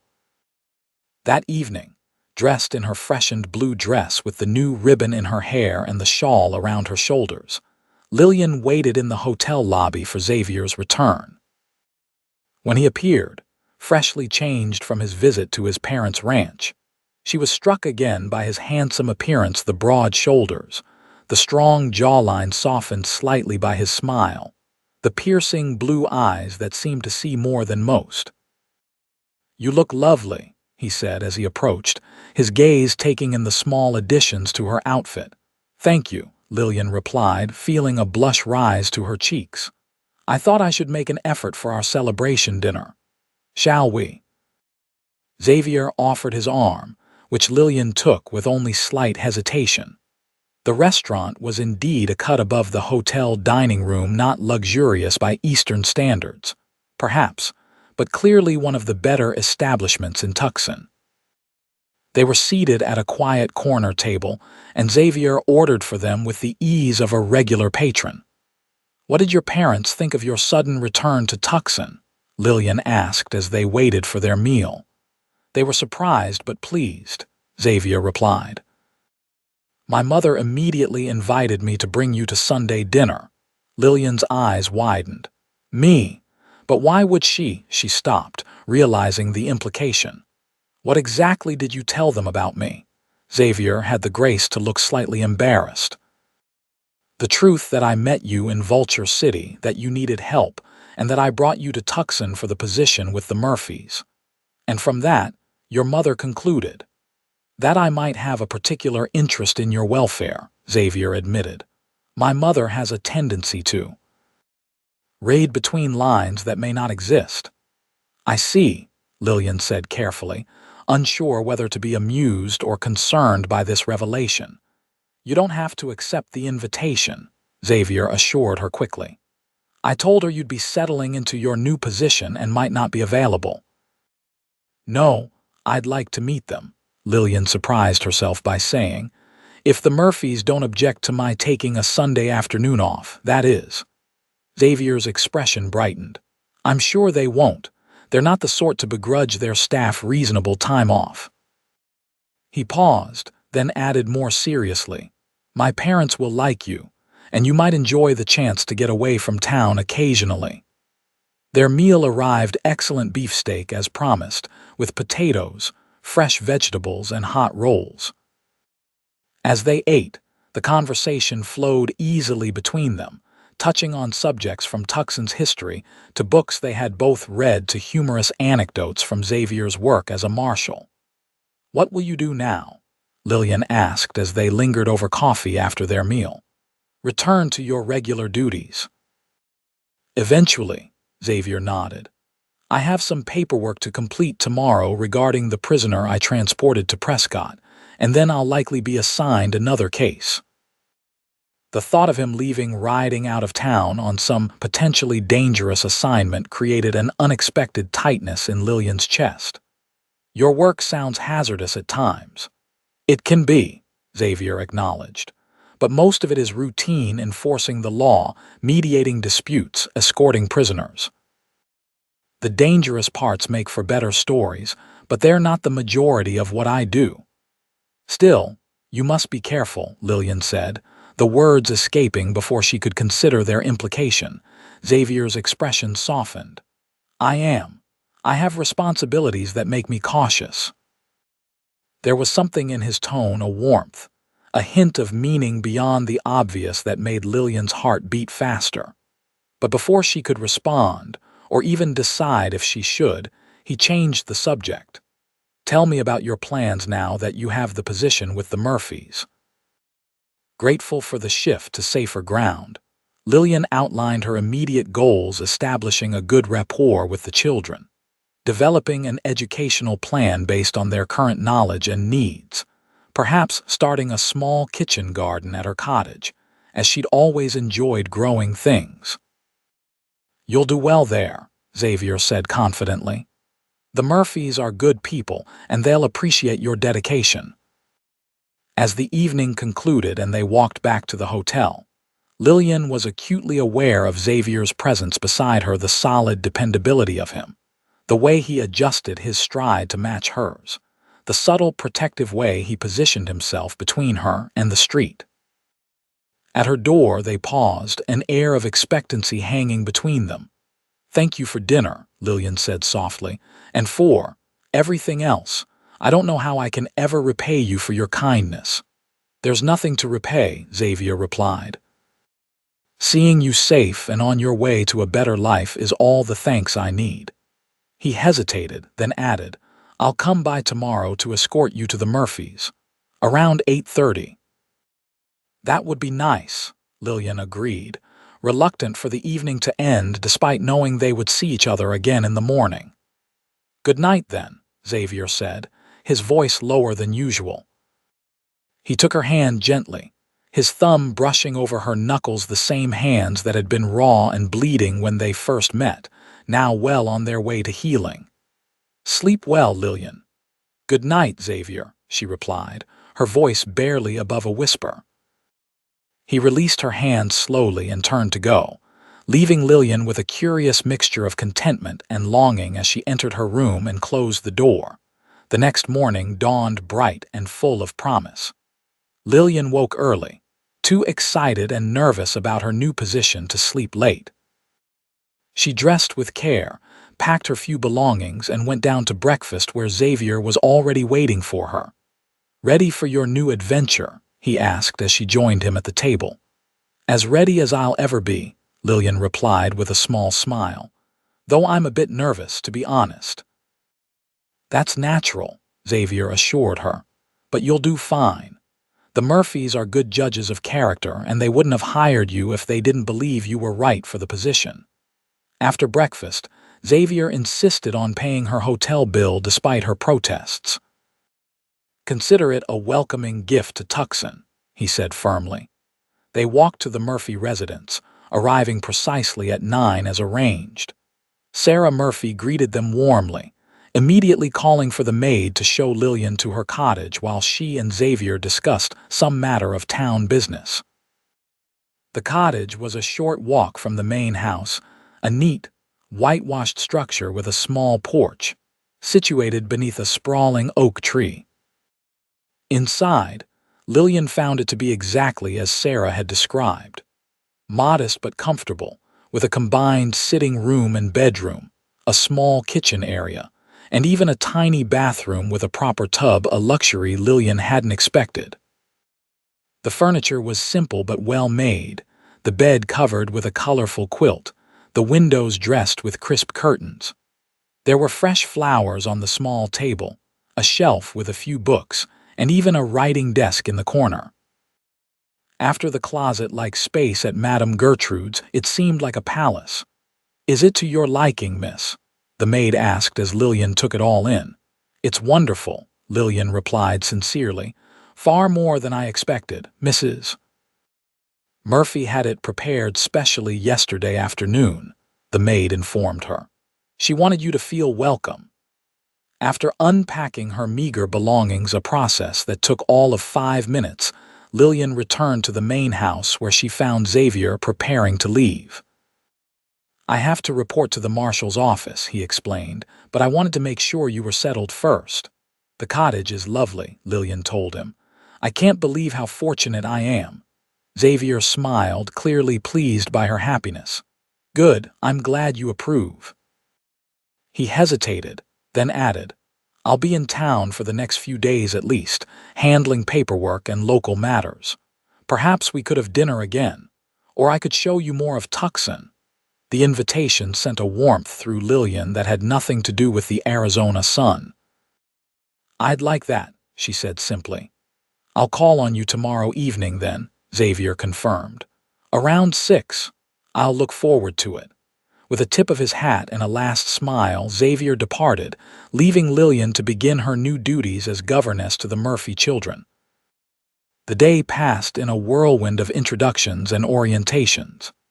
Sarah Murphy showed Lillian the schoolroom, a bright, airy space on the second floor of the main house, well stocked with books, maps, and educational materials.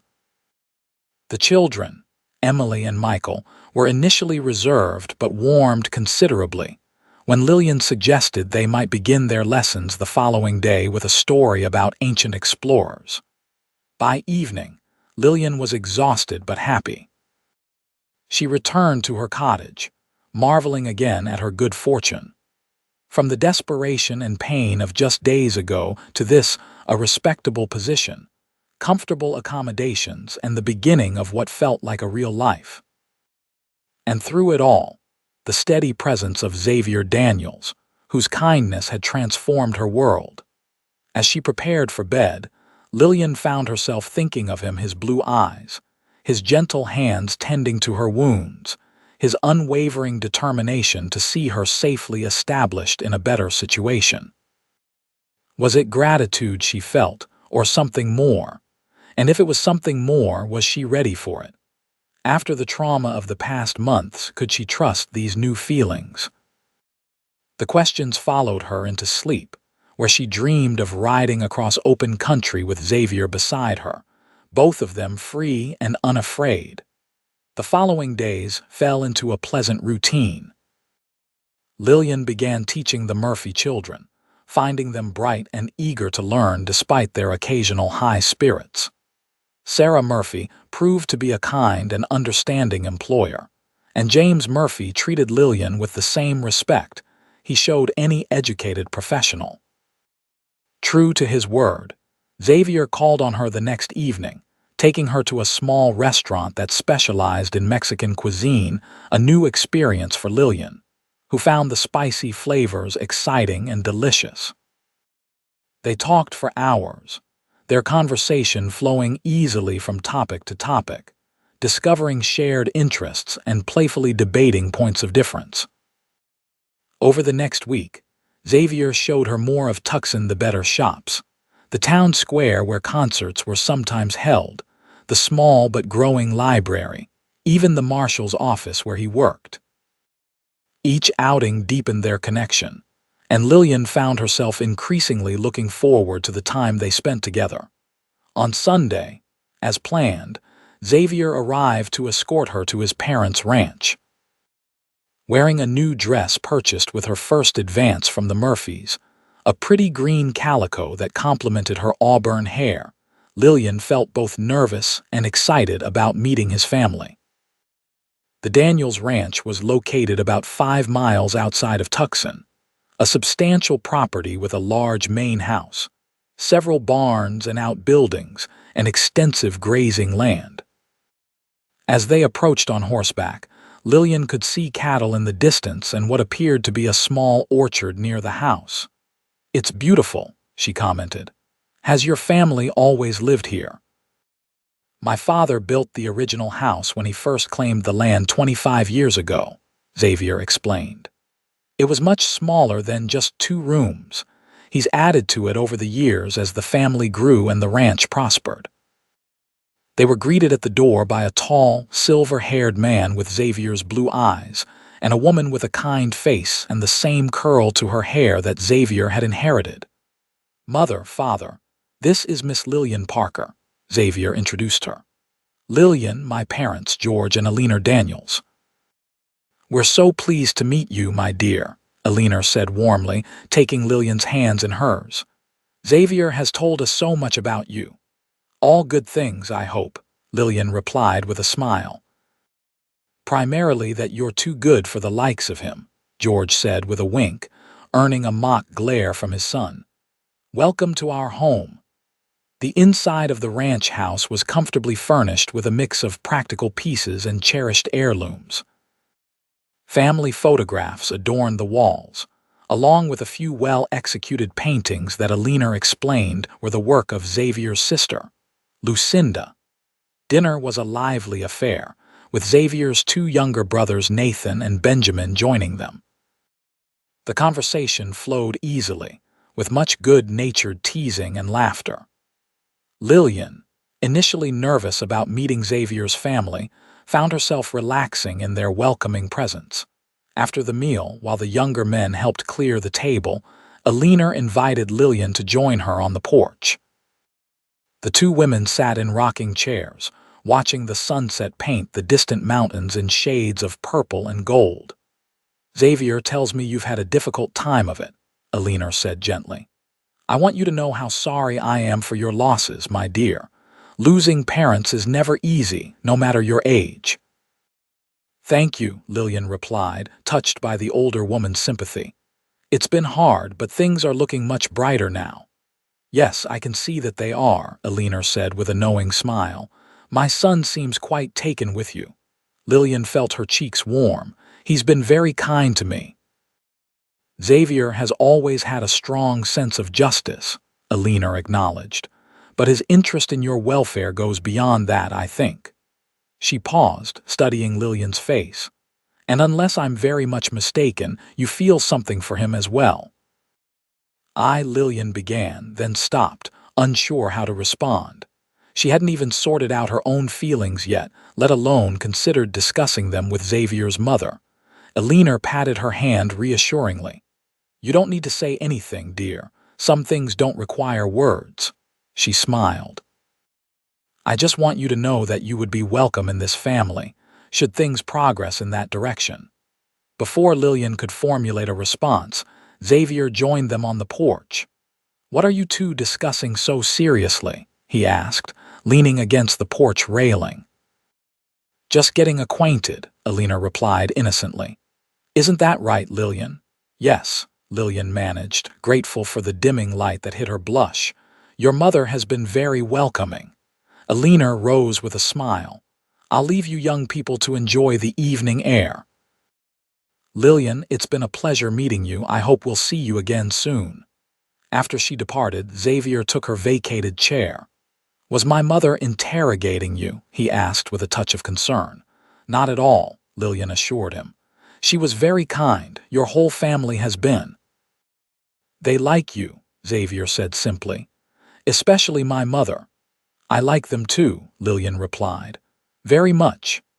They sat in comfortable silence for a while, watching as the last rays of sunlight faded and stars began to appear in the darkening sky. The peaceful setting, combined with the warmth of family and good food, created a sense of contentment that Lillian hadn't experienced in far too long. "How are things at the Murphys?" Xavier asked eventually. "Are you settling in well?" "Very well," Lillian confirmed. "The children are bright and eager to learn, and Sarah is a wonderfully understanding employer. The cottage is perfect. I've even started a small herb garden beside the porch." "I'm glad," Xavier said sincerely. "You deserve all this and more, Lillian." Something in his tone made her turn to look at him. In the fading light, his expression was earnest, his blue eyes intense with an emotion she was beginning to recognize, but wasn't yet ready to name. "Xavier," she began hesitantly, "I don't know how to thank you for everything you've done for me." You've literally changed my life." "You don't need to thank me," he replied. "Seeing you happy and thriving is thanks enough. Still, I feel indebted to you." Xavier shook his head firmly. "There is no debt between us, Lillian. What I did because it was right and because—" He paused, seeming to choose his words carefully. "Because from the moment I saw you, I knew you were someone special, someone worth fighting for."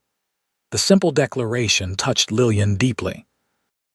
"No one has ever fought for me before," she said softly. "Then they were fools," Xavier stated with quiet conviction. Their eyes met in the gathering darkness, and Lillian felt a connection that transcended words. There was understanding there, and compassion, but also something more, a spark of possibility, of a future that could be shared rather than faced alone. The moment was interrupted by the arrival of Xavier's father, calling them in for coffee and dessert.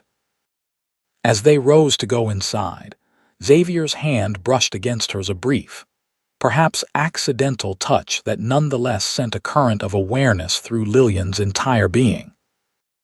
Later, as they rode back to Tucson in the moonlight, Lillian found herself reflecting on Aliner's words and the growing certainty of her own feelings.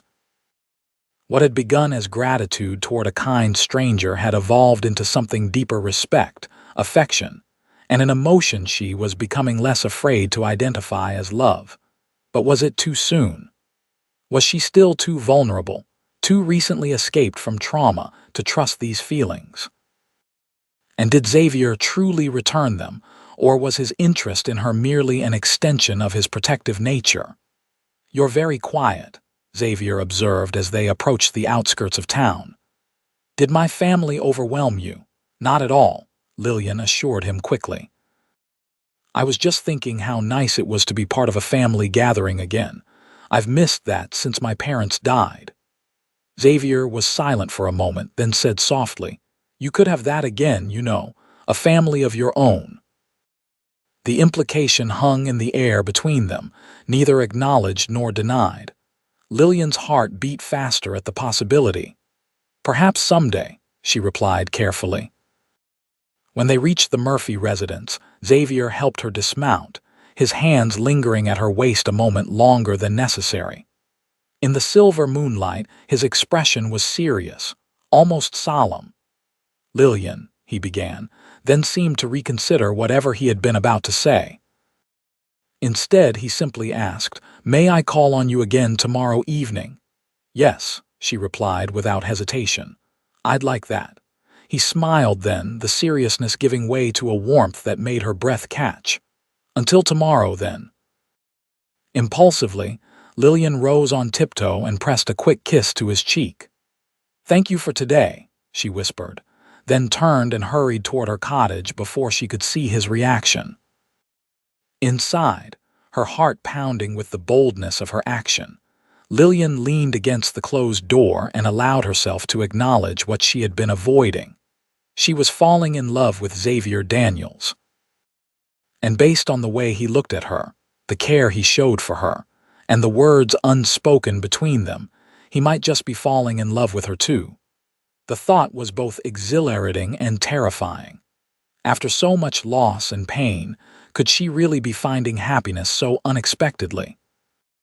And was she brave enough to reach for it? As she prepared for bed, Lillian looked at her hands in the lamplight. They were almost completely healed now, the skin smooth and whole again where once it had been raw and bleeding. "These hands will heal," Xavier had said when they first met. And they had not just her hands, but her spirit as well. Perhaps it was time to trust that the rest of her could heal too: her heart, her capacity for love, her ability to build a future beyond mere survival. Perhaps it was time to believe that she deserved not just safety and respect, but happiness and love as well. With that thought warming her like a promise, Lillian extinguished the lamp and drifted into peaceful sleep. Over the next few weeks, Lillian's new life in Tucson blossomed in ways she could scarcely have imagined.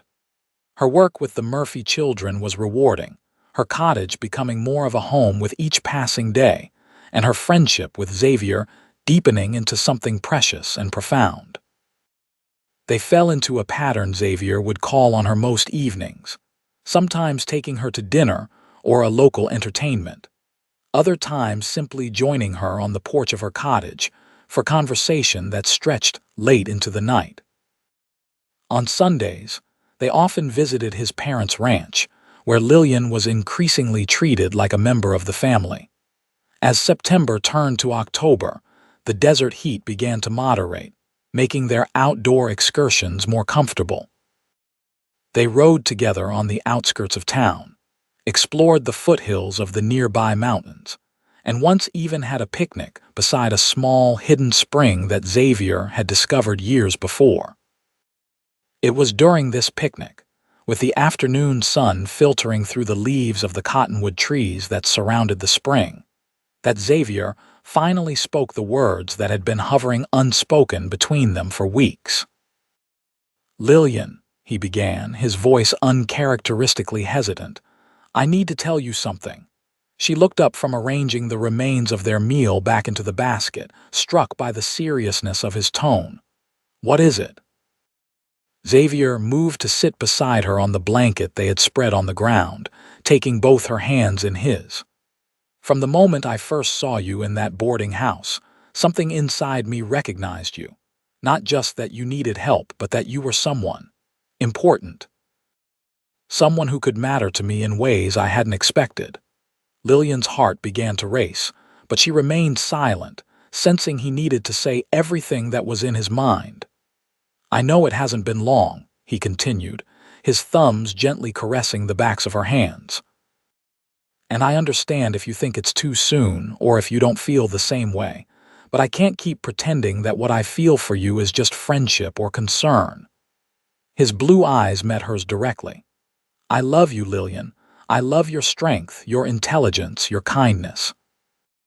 I love the way you've rebuilt your life with such grace and determination. I love everything about you." The simple, heartfelt declaration brought tears to Lillian's eyes. For a moment, she couldn't speak, overcome by the emotions his words had unleashed. "If you don't feel the same," Xavier said quickly, misinterpreting her silence, "I understand completely. The last thing I want is to make you uncomfortable or—" "Xavier," Lillian interrupted, finding her voice at last.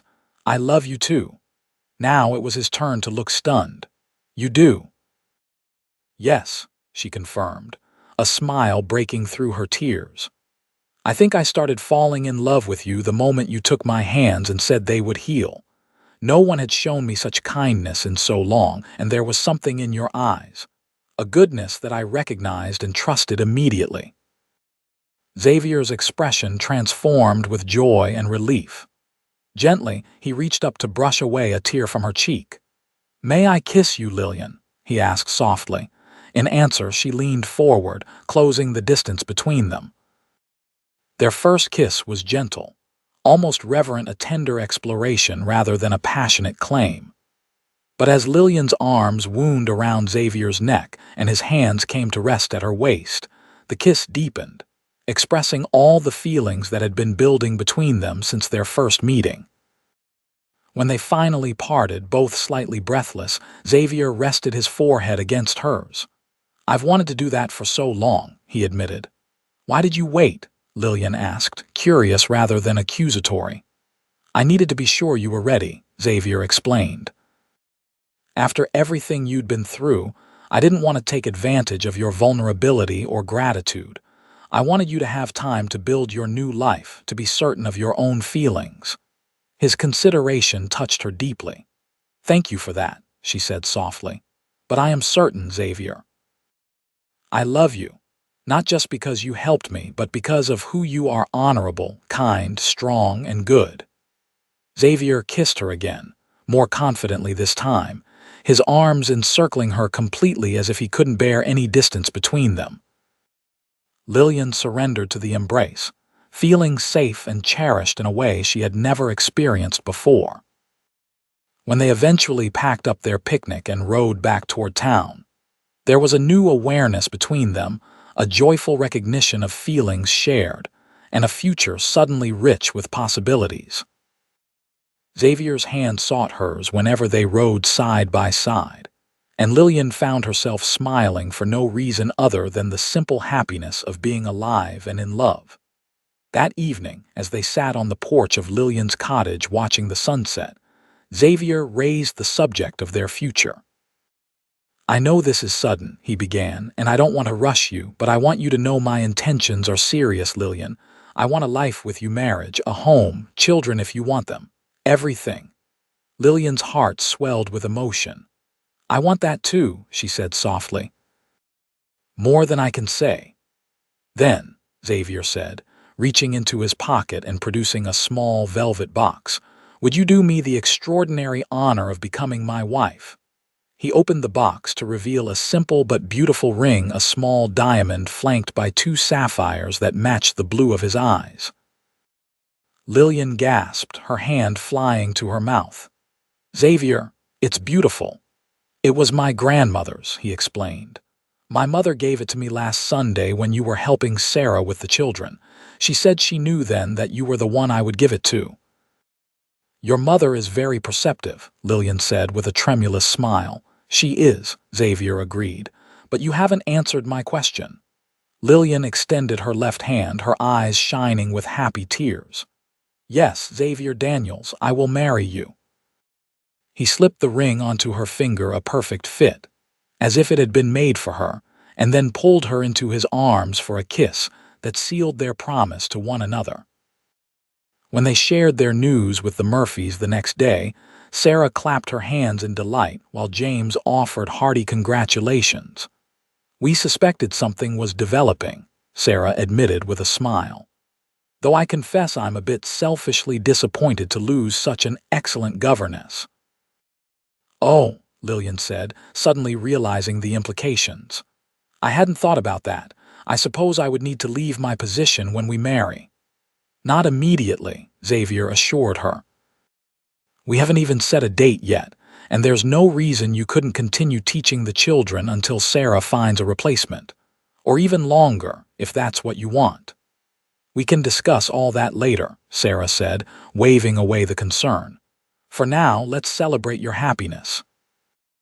James, bring out that bottle of champagne we've been saving." Word of their engagement spread quickly through Tucson. Alina Daniels immediately began planning an engagement dinner, while Xavier's brothers teased him mercilessly about being finally caught. The general reaction was one of approval and good wishes, though Xavier mentioned with a grimace that several young ladies in town appeared somewhat disappointed by the news. "You have admirers?" Lillian asked, more amused than concerned. "A few persistent ones," Xavier admitted reluctantly. "Being one of the few unmarried men with a respectable position in town has its drawbacks." "Well, they'll have to find someone else to set their caps for now," Lillian said with mock severity. "You're spoken for, Marshal Daniels."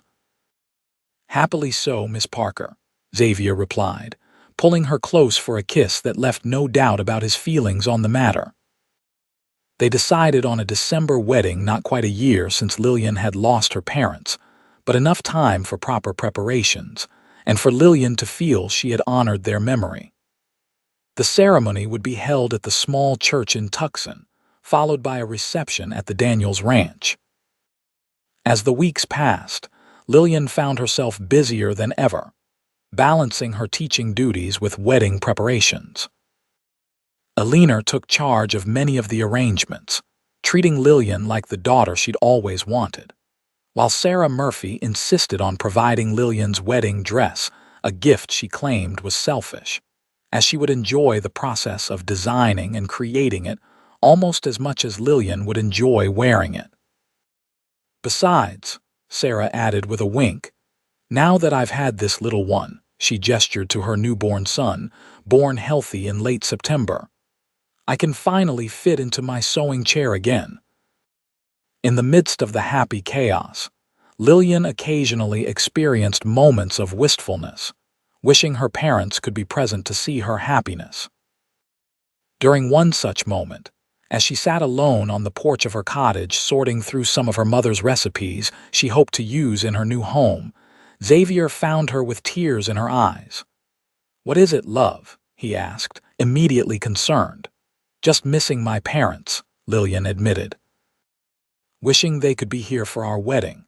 My father would have loved you, Xavier, and my mother would have been so excited about all the preparations." Xavier sat beside her, taking her hand in his. "I'm sorry they're not here," he said gently. "But I believe they would be happy to see you finding joy again. And I promise you, Lillian, I will spend my life trying to be worthy of their daughter." The simple sincerity of his words comforted Lillian as nothing else could have. She leaned against his shoulder, drawing strength from his steady presence. "Thank you for understanding," she said softly. "It's not that I'm not happy. I've never been happier, in fact. It's just that happiness sometimes makes the absences more noticeable." "I understand completely," Xavier assured her. "And it's all right to miss them, to wish they were here. That doesn't diminish our happiness. It just means you loved them deeply, as they surely loved you." Once again, Lillian marveled at the man she had agreed to marry, his compassion, his insight, his ability to understand exactly what she needed to hear. How fortunate she was to have found him, or rather, to have been found by him in her darkest hour. As December approached, the weather cooled further, bringing crisp nights and pleasantly mild days. Tucson began to prepare for the holiday season, with festive decorations appearing in shop windows and special church services planned. The Murphy children, now deeply attached to Lillian, insisted on making decorations for her cottage and wedding gifts for both her and Xavier. 2 weeks before the wedding, Xavier received orders that threatened their careful plans. He was to escort a high-profile prisoner to Santa Fe, a journey that would take at least a week each way. "I'll refuse," he told Lillian firmly when he broke the news. "They can send someone else. I'm not leaving that close to our wedding." "Can you do that?" Lillian asked, concerned about the implications for his career. Xavier hesitated. "I can request a replacement, cite our upcoming marriage as the reason, but it might not reflect well on me. This prisoner is particularly dangerous. They want their most experienced marshals handling the transport." Lillian considered this. "How soon would you have to leave?" "Tomorrow morning," Xavier replied grimly. "And if all goes perfectly, I'd be back 3 days before the wedding." "If all goes perfectly," Lillian repeated, hearing the unspoken concern. "And if it doesn't?" "Then I might cut it very close," Xavier admitted. "Or in the worst case, be slightly delayed." The thought of their wedding day arriving without Xavier present made Lillian's stomach clench with anxiety. Yet she understood the importance of his duty and the pride he took in fulfilling his responsibilities. "I think you should go," she said finally. "If they specifically requested you, it must be important, and 3 days should be enough of a buffer for any minor delays." Xavier studied her face. "Are you sure?" "I'll stay if you want me to, Lillian. Nothing is more important to me than you, not even my job." The declaration touched her deeply. "I know that," she assured him, "and that's why I'm comfortable with you going. I trust you to come back to me as quickly as possible." "I will," Xavier promised fervently. "Wild horses couldn't keep me away from our wedding day." They spent that evening together at Lillian's cottage, savoring each moment before their separation. Xavier held her close, his kisses more urgent than usual, as if trying to store up enough affection to last through their time apart. "I love you," he whispered as he finally prepared to leave, the night growing late. "And I'll be thinking of you every moment until I return." "I love you too," Lillian replied, trying to be brave despite the anxiety gnawing at her. "Be safe, Xavier. Come back to me." "Always," he promised, kissing her one last time before reluctantly departing. The next 2 weeks were the longest of Lillian's life. She threw herself into wedding preparations and her teaching duties, trying to stay busy enough to keep worry at bay. Eleanor and Sarah were towers of strength, keeping her involved in decisions about flowers and food, ensuring she was never alone for too long with her thoughts. A letter arrived from Xavier after a week brief. but reassuring, stating that they had reached Santa Fe safely and would begin the return journey the next day. The prisoner, a notorious bank robber named Jenkins, was securely in custody, and if the weather held, they should make good time on the return trip. Lillian read and reread the letter until she knew every word by heart, taking comfort in the knowledge that half of Xavier's journey was complete without incident. But as the days passed and the wedding grew closer, her anxiety returned. The weather around Tucson had turned unexpectedly stormy, with reports of heavy rain to the north. Would Xavier's party encounter the same conditions? Would it slow their progress? 3 days before the wedding, the day Xavier had estimated he would return, Lillian waited anxiously at the Murphy house, unable to concentrate on her lessons with the children. Every hoofbeat on the road made her heart leap, only to sink again when it proved to be someone else passing by. By sunset, there was still no sign of him. Sarah, seeing Lillian's distress, insisted she stay for dinner, providing distraction in the form of final wedding details and the antics of baby Joseph, now 3 months old and beginning to smile responsively. "He'll be here," Sarah assured her as Lillian prepared to return to her cottage. "Xavier Daniels is not a man who breaks his promises." The next day passed in the same fashion, with no word from Xavier. Lillian alternated between worry and determined optimism, reminding herself that delays were common in travel, especially with a prisoner in tow and potentially bad weather to contend with. By the day before the wedding, however, her composure was beginning to crack. The wedding dress hung ready in her cottage, the church was decorated, food was being prepared at the Daniels Ranch for the reception, everything was in place except the groom. Eleanor arrived at the cottage mid-morning, her expression a careful mask of calm that didn't quite reach her eyes. "No word yet, none," Lillian confirmed, trying to keep her voice steady. "Do you think? I think my son would move heaven and earth to be here tomorrow," Eleanor said firmly. "And I think we should proceed as if he'll walk through that door any moment, because he will if it's humanly possible." Her confidence bolstered Lillian's spirits slightly.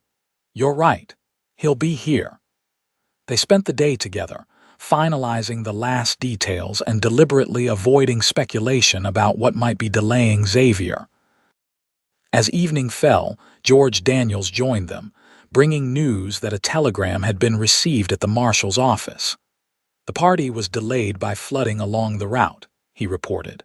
"They had to take a longer path around the worst of it. But they were making good time when the telegram was sent yesterday morning from a way station about 100 miles from here." 100 miles, Lillian repeated, doing quick calculations. "If they rode hard and through the night." "He could still make it," George confirmed. "And knowing my son, that's exactly what he's doing." Despite this reassurance, Lillian slept poorly that night, her dreams filled with images of flooded rivers and impassable trails. She rose at dawn, moving mechanically through her morning routine, trying to maintain faith that Xavier would appear in time for their noon ceremony. Sarah arrived early to help her dress, bringing Emily to assist and to distract Lillian with her excited chatter about being a flower girl. The wedding dress was a marvel of Sarah's skill, ivory satin with delicate lace overlays, modest yet elegant, fitting Lillian perfectly. "You look beautiful," Sarah said softly as she arranged Lillian's hair, weaving small white flowers into the auburn waves. "Xavier won't be able to take his eyes off you. If he's there to see," Lillian couldn't help saying, her anxiety finally breaking through. "He will be," Sarah stated with conviction. "I believe that with my whole heart." As the hour of the ceremony approached, Lillian found herself in a small anteroom of the church, Eleanor and Sarah making final adjustments to her appearance while trying to maintain cheerful conversation. Through the door, she could hear the guests arriving, their voices a murmur of anticipation and concern. "It's almost time," Eleanor said, checking the small clock on the wall. "Shall I go see if there's any news?" Before she could move toward the door, it burst open, revealing James Murphy, slightly breathless. "Riders approaching from the north," he announced. "A group of them moving fast." Lillian's heart leaped. "Is it? Can't tell yet," James admitted. "But whoever it is, they're in a hurry." The minutes that followed were the longest of Lillian's life. She stood frozen, straining to hear any confirmation that Xavier had arrived. When the door opened again, it was George Daniels who entered, his expression unreadable. "Lillian," he began, and her heart sank at his serious tone. But then his face broke into a broad smile. "My son is here, filthy and exhausted, but here. He's changing into his wedding clothes now and says to tell you he'll be ready on time if it kills him, which from the look of him, it just might." The relief that flooded through Lillian was so intense she nearly collapsed, saved only by Sarah's supportive arm around her waist. "He made it," she whispered, tears of joy springing to her eyes. "He really made it." "Of course he did," Eleanor said, her own eyes suspiciously bright. "He promised you he would." 20 minutes later, standing at the back of the church with George Daniels at her side, he had offered to escort her down the aisle in her father's stead. Lillian had her first glimpse of Xavier waiting for her at the altar. He looked tired but radiant with happiness, his eyes never leaving her as she began her walk toward him. When George placed her hand in Xavier's, she felt the familiar strength and gentleness of his grasp, now dearer to her than ever. "You're here," she whispered, too softly for anyone but him to hear. "I told you wild horses couldn't keep me away," he replied, his voice rough with emotion. "Though they certainly tried their best. The ceremony that followed was simple and heartfelt. They exchanged traditional vows, their voices clear and certain, and when the minister pronounced them husband and wife, Xavier's kiss was both tender and triumphant, a promise fulfilled and a new one begun." The reception at the Daniels Ranch was a joyous affair, with food and music and dancing lasting well into the evening. Xavier, despite his exhaustion from the journey, never left Lillian's side, his eyes constantly seeking hers as if to reassure himself that she was really his wife at last. It was only later, when they were finally alone in the small house Xavier had purchased for them on the outskirts of Tucson, that he told her the full story of his journey. "The flooding was worse than anyone expected," he explained as they sat before the fire in their new home. "We had to detour nearly 50 miles east, and then one of the horses went lame. I thought I might have to leave the rest of the party behind and ride ahead alone, but the marshal in charge wouldn't allow it, said the prisoner was too dangerous for anything less than full security." "How did you convince him to let you make it back in time?" Lillian asked, curled against Xavier's side, still hardly able to believe they were finally married. Xavier smiled ruefully. "I may have mentioned that my fiancée had been through enough hardship in her life and deserved better than to be left waiting at the altar. And I may have implied that if he didn't pick up the pace, I'd resign my position on the spot and ride ahead anyway." "You didn't," Lillian gasped. "I did," Xavier confirmed. "And strangely enough, we suddenly found ourselves traveling much faster." He brushed a strand of hair from her face, his expression growing serious. "I meant what I said, though. You have had enough disappointment in your life, Lillian. I intend to spend the rest of our years together making sure you never have cause for unhappiness again." "You've already given me more joy than I ever thought possible," Lillian said softly, reaching up to touch his face. "From the moment you found me in that boarding house, you've been restoring everything I lost: my dignity, my hope, my belief that good people still exist in this world." "You restored things in me too," Xavier admitted. "A purpose beyond just upholding the law. A reason to come home safely from every assignment." He took her hands in his, examining them in the firelight. "Remember when I first saw these hands, bleeding and raw from that woman's cruelty?" "I remember," Lillian nodded. "You said they would heal." And they did, Xavier said, pressing a kiss to each palm. Just as you have. Just as we both will together whenever life brings us challenges.